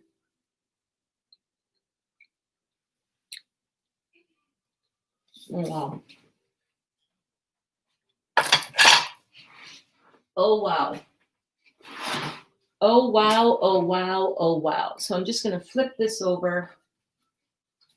I think that one stayed on a little bit too long.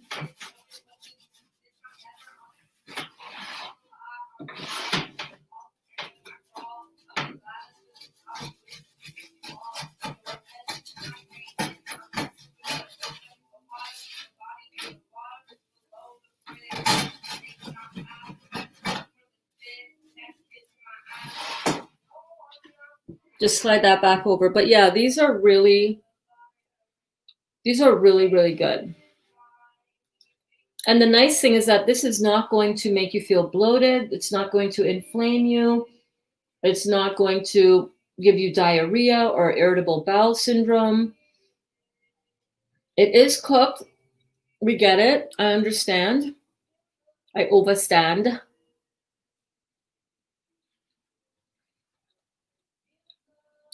Better than the alternative. Crazy is the best. Crazy is the best. You're so right.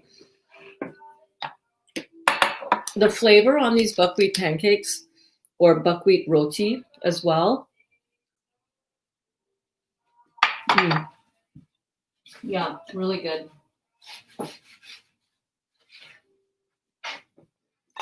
And there is a bit of fluffiness to the dough as well, which is what we got with the baking soda, the aluminum-free baking soda.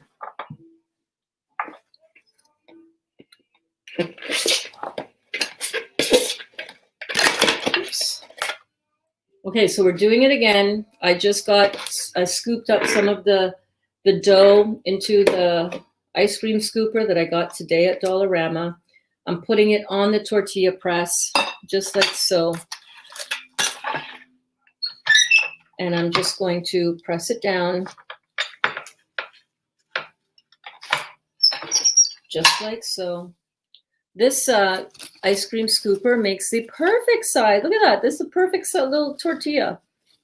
Perfect size. And I'm just tucking in the saran wrap on the back side of it so that when I drop this onto the pan, it is not going to have any plastic touching the pan to melt. Come here, kitty.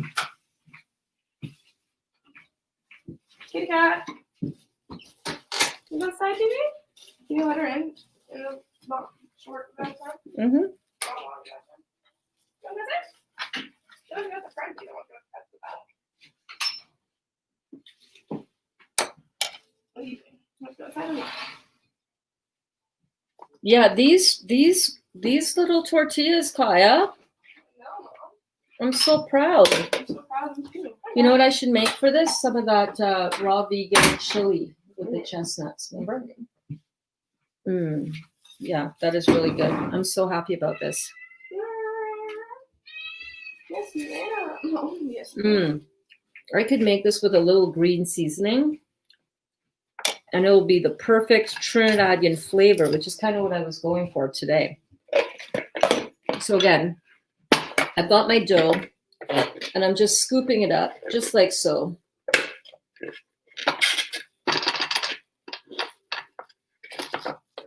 And scraping off the excess along the side of the bowl, just like so.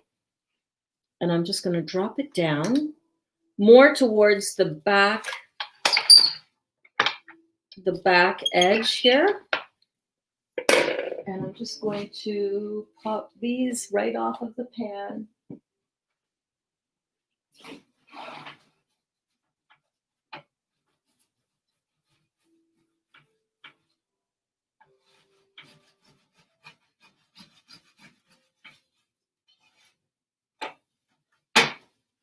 Just like that. And my pan is hot enough that I don't actually need to, you guys can't see that. My pan is hot enough that I don't actually have to put it back onto the burner right now because it's just a little bit too scorching. Scorching, it's scorching. Just like that. Look at how easy this is. I'm so glad that I got this tortilla press, man. So these would be great in the dehydrator. And maybe just for fun, I'll do a tray in the dehydrator and we can compare it. We can see, but we've already done that. And I don't want to be dealing with two appliances going right now. So slide that back over. How are you guys doing? Sandwich wraps with the hummus. Yes, I made hummus just the other day for sure. That would be great. I left for a phone call. What's going on? You're actually cooking on the phone. What did I miss? Kelly, it's your fault. You left and I got all crazy up in here. No, I just decided, you know what? I got a tortilla pan and I thought, you know what? Let me give it a try with having this as cooked roti, so to speak. So that's what I've been doing.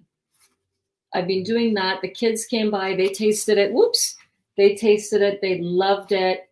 And here's my rationale.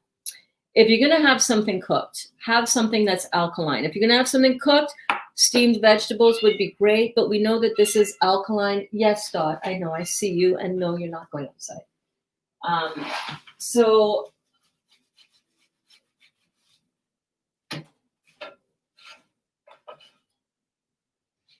So yes, I want to always be on the raw side of life, but I also have the reality that I have kids in the house and they'll have a piece or two of pizza, but really I want to have a little bit of this kind of option for them. And wanted to try the tortilla pan, wanted to see if it would come out okay, wanted to see how the rotis would come out.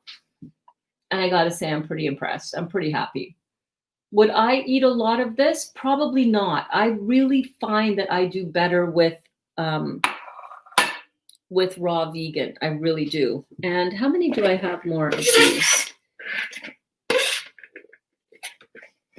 I have 1,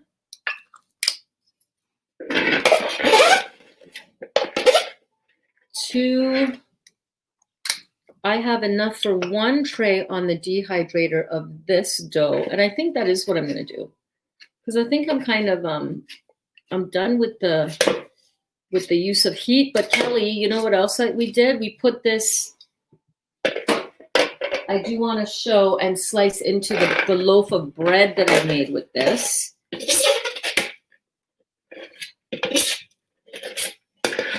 But first, let me get this dough out here. Okay. Gotta get rid of this.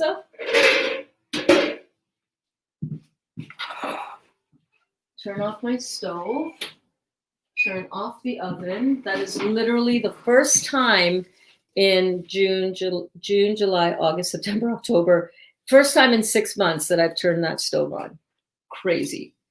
No, that's not true. I did a cooked jackfruit pulled pork recipe. So that was the last time I turned it on. But generally speaking, I have not used it in 6 months. And my daughter FaceTimed. I had to answer, wow, all right. Wait, hummus? What kind of hummus? Thought beans were acid. What did I miss? Apparently, chickpeas are alkaline. So, okay. See ya. Where are you going? To work? Yeah. Okay, have a good shift.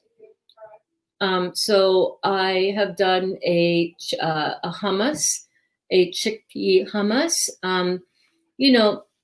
Yeah, you can make hold on, let me get to that one. Kelly said, Stacy, I think she means every so often, not as a staple. Yeah, like I made that.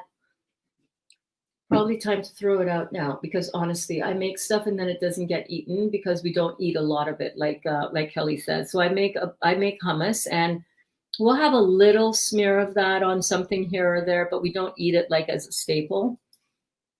You can make raw hummus with zucchini. Some still use the beans if they're not 100% raw. Yeah, so there's a few things that I still allow in my diet for myself and my family that's not 100% raw. Hummus, chickpeas is one of them, but I don't eat them every day, and it's just an occasional kind of thing. So what would those be? Roasted chestnuts, the organic chestnuts that I sometimes get. Chickpeas. And now buckwheat roti, I guess. So this is really good. Really good. And it does have a nice char on it, AKA my burner gets too freaking hot and it scorches everything, but that's okay. So these ones, do I want to cook them or do I want to dehydrate them? I kind of almost want to dehydrate these bad boys, but I want to make them up like a, like a mini pizza, So I'm just going to fold in the edges, and then I'm going to just put that onto, no, I'm going to fold up the edges after I put it on the sheet. Sorry. I'm thinking on my feet here.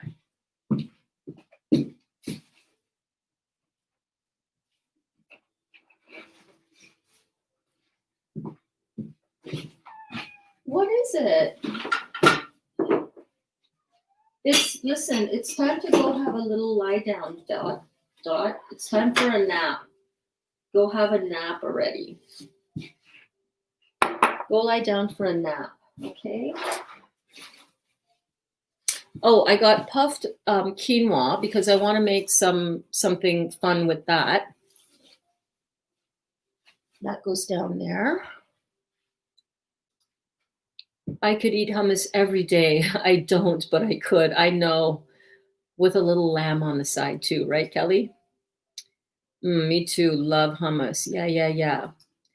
Kathy said, for me, cooked food is addictive, even if it's vegan. So for now, I'm sticking with raw vegan. Got a girl. My body is happier, but to transition clean, cooked vegan helps to stay away from the garbage. Exactly, which is kind of why I'm showing you this option, because this is an option which is going to be much better for you. It's clean vegan, and you have to just watch. I just want another taste.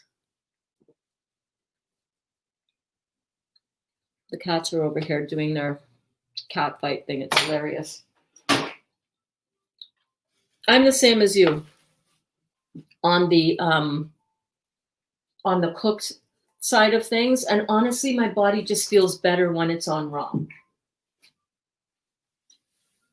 So I just flipped that over, inverted it right here onto one of these dehydrator trays, like so.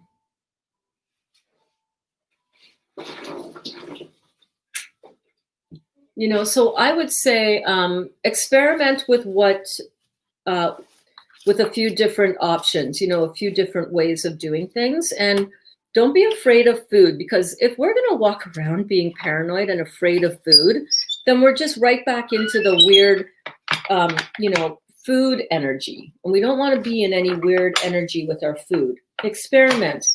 Play with your food. See what works for you. See what works for your family. If you're going to cook anything, cook alkaline. If you're going to cook anything, preferably steamed vegetables, but,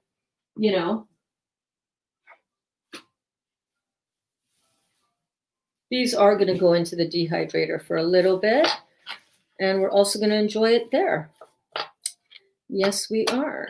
So I'm just putting this down. Let me just show you how this is going, like so.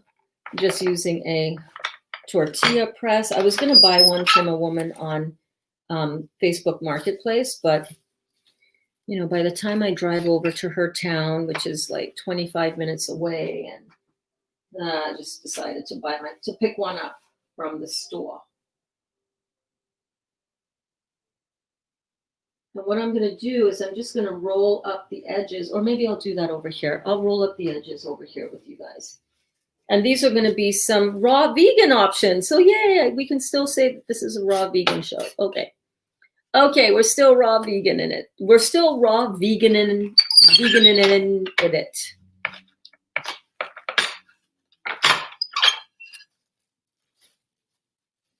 All right, so we've got 4 personal size. I'm going to move this out of the way from here.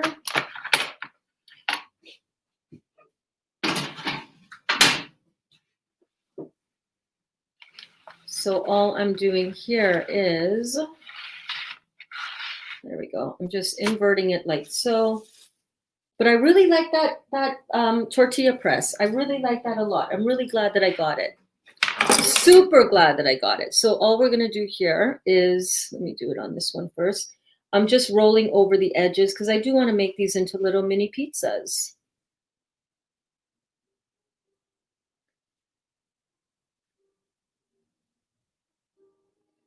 There we go.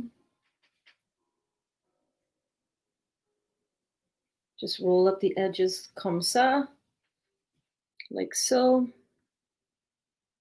How are you guys doing out here? Yes, chickpeas are alkaline. Crazy, right?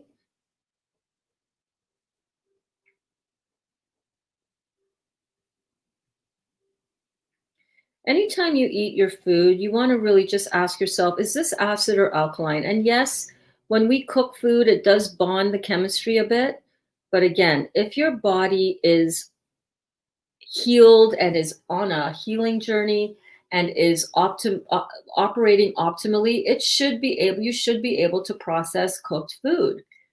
We're not eating tons and tons and tons of cooked food because most of our food, the electromagnetic energy we're getting is from our fruits, melons, and berries. So we're always putting in that beautiful electric energy and food fuel source in the form of fruits, melons, and berries, which is exactly what we came here to eat, right?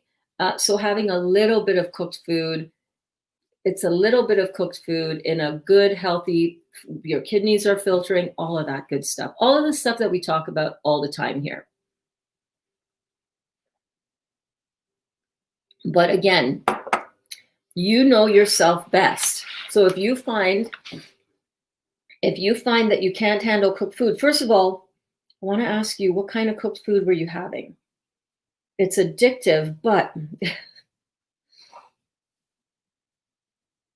right? It's addictive, but you can find foods that are going to be good for you even when it's cooked.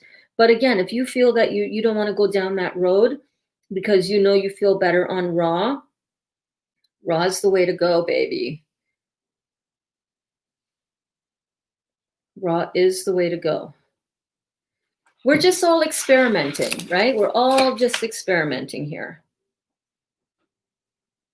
Now, if you did not have any onion powder or olive oil, if you had used coconut oil in this recipe and left out the onion and the garlic, what do you think you could do with these little bad boys?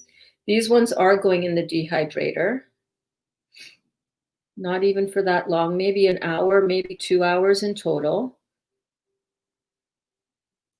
Look at that, little tart shells. How cute is that? You can put pizza toppings in there. You could put a raw Nutella, like with avocado and cacao powder, blend it up in the blender, chocolate sauce.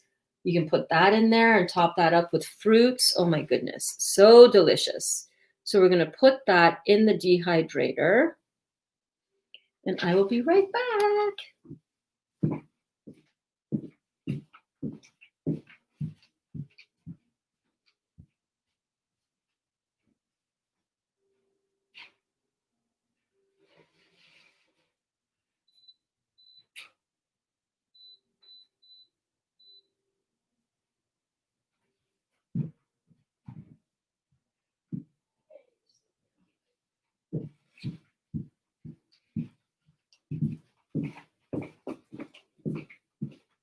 Okay.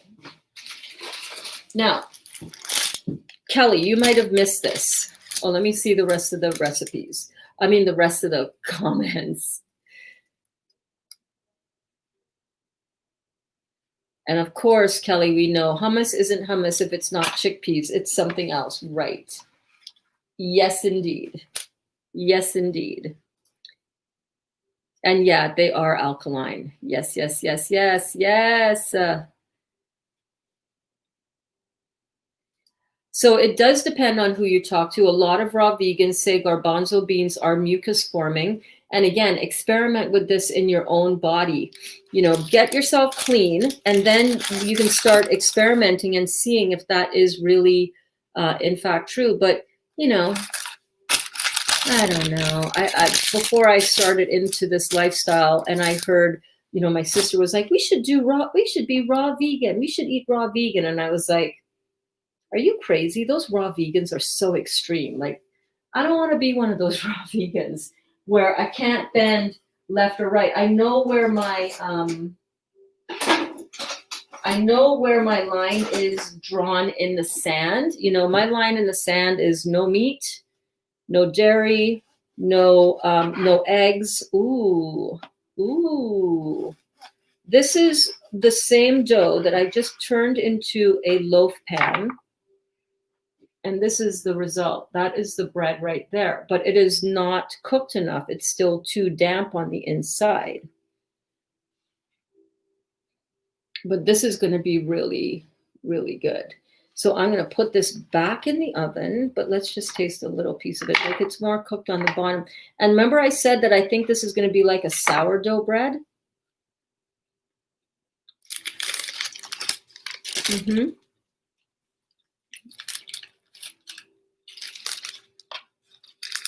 So we're going to put that back in the pan, which is where? Yes.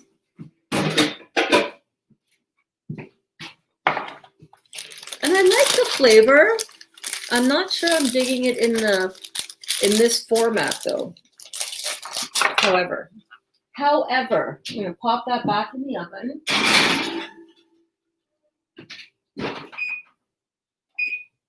Maybe about 10 minutes. But so this is what we made today. Let me show you. Let me run through the comments one more time.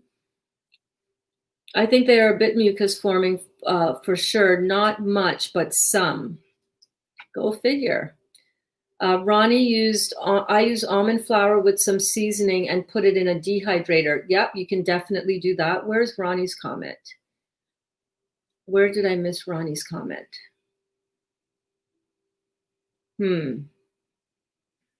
I don't know. Cooked is highly addictive. I remember eating a steamed sweet potato a year ago. Okay, just before I continue reading that, I'm going to let you know that sweet potato is starch. And when you cook it, it forms into a complex carbohydrate. Complex carbohydrates are acid-forming food. So there's that. And all I could think of, that's all I could think of. I had to cut it out completely. It can lead you to wanting more cooked foods. If you're healing from disease, raw is the way. 100% correct. Raw is the way. It's why we really promote raw here. But if you're going to eat cooked food and you go down the route of cooked complex carbohydrates, what are you feeding? What are you feeding in your body if you eat complex carbohydrates? That's right, candida. And you're like, now your candida is up and it's active and it's alive and it's going to be craving more of that to keep it going, which is another reason why raw is so good, because most people, if you can't really eat a lot of complex carbohydrates when they're raw. Do you know what I'm saying? So if you're going to eat something cooked, you want to eat alkaline food and not starchy vegetables cooked. Could you have a baked potato now and then? Yeah. Baked sweet potato now and then? Yeah. But if that is going to be the thing that you eat that is cooked and you wonder why you're getting cravings for it and it's becoming that's all you can think of, that's all you want, it's because you're feeding your candida with that complex carbohydrate. So this is not a carbohydrate. This is a fruit seed. It's not a complex carbohydrate. It is not a starch. Buckwheat is a fruit seed. So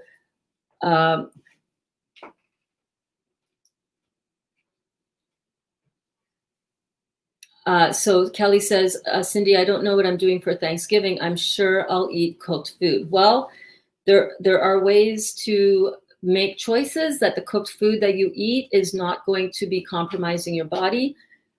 Kelly, if I may make a suggestion, start some new traditions for your food. You can do something like this, right? Where you make one of these alkaline tortillas. You can then stuff them full of the same type of vegetables that you used on your pizza, right? You can don't use tomatoes, so do not cook your tomatoes, but you can put that in there. And then you can put that in the dehydrator, cover it with your tomato sauce if you want to, then put it in the dehydrator in one of those deep dish pans and put it in there for, I don't know, a few hours to several hours. And then bada bing, bada boom, you have cannoli. Come on. There's a lot of creative ways to get around what am I going to eat for my Thanksgiving, and what can I eat that is not going to feel like, you want to eat stuff that feels like Thanksgiving. I will experiment with, and if any of you want to experiment with some Thanksgiving type menu stuff, I would definitely say if you're going to be doing that, stay away from the starches. Make some new Thanksgiving traditions.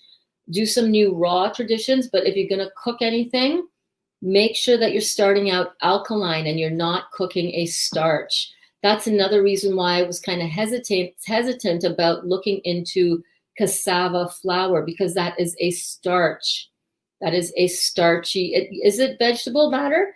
Yes, but it is a starchy vegetable matter. So it's going to have more carbon molecules when you digest it, which means carbonic acid when it is digested in order to be taken care of by the body. So if you're going to eat cooked food, have the bean casserole. But then if you're having a bean casserole, you're likely going to have let's work on some Thanksgiving styled recipes. How's that?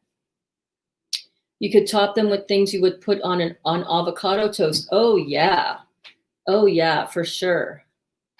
Make the raw pizza, Kelly. Oh my God, the raw pizza is so good. I love dehydrated tomatoes too. Oh my God, those are the best. Those are the best. So yeah, don't be afraid of your food. If you're looking at incorporating some cooked food because you need something warm in the winter, or because you just want that texture that you're going to get more with cooked food, this is, I think, one of the better options. This is one of the better options. This is one of the better ways to go. You can make all sorts of raw type chilies. And actually, after class today, I need to get off because I do need to call Dr. Morse's office for somebody. But if you can use this as a base for some of your cooked food and some of your delicious recipes, if you're going to need some cooked stuff or something that is more like a tortilla or more like a bread, then you're better off to go with something that's not a starch. Buckwheat is not a starch. Buckwheat is a fruit seed. That's why for all that pizza I ate this week, no bloating, no weight gain, no IBS, no constipation, no diarrhea, no stomach aches, easy digesting. My bowel movements are like really good, really clockwork, really just easy. And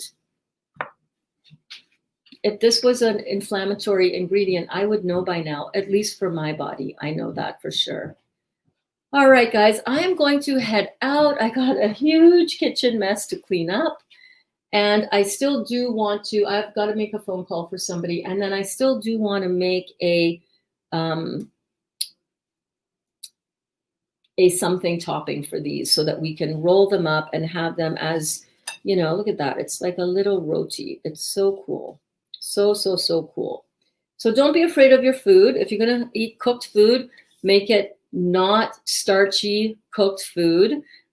Be mindful of what you're cooking and what the components of that cooked food is, and do it with something like this so that you only have a little bit, but it satisfies that need for, for a tortilla. Like this really satisfies. This is going to be so game changing for so many people. Look at this. Delicious, smells great, kids love it. Good, good, good. Kelly says, Cindy, my husband said, what is that last night? I told him, don't complain. You have chicken Alfredo in the kitchen. Oh my God, that's so funny. Thank you for staying on late. You're so welcome, Louise. You're so welcome. It's been fun, right? Started off a bit rocky, and we made it through. We made it through the rain. All right, guys.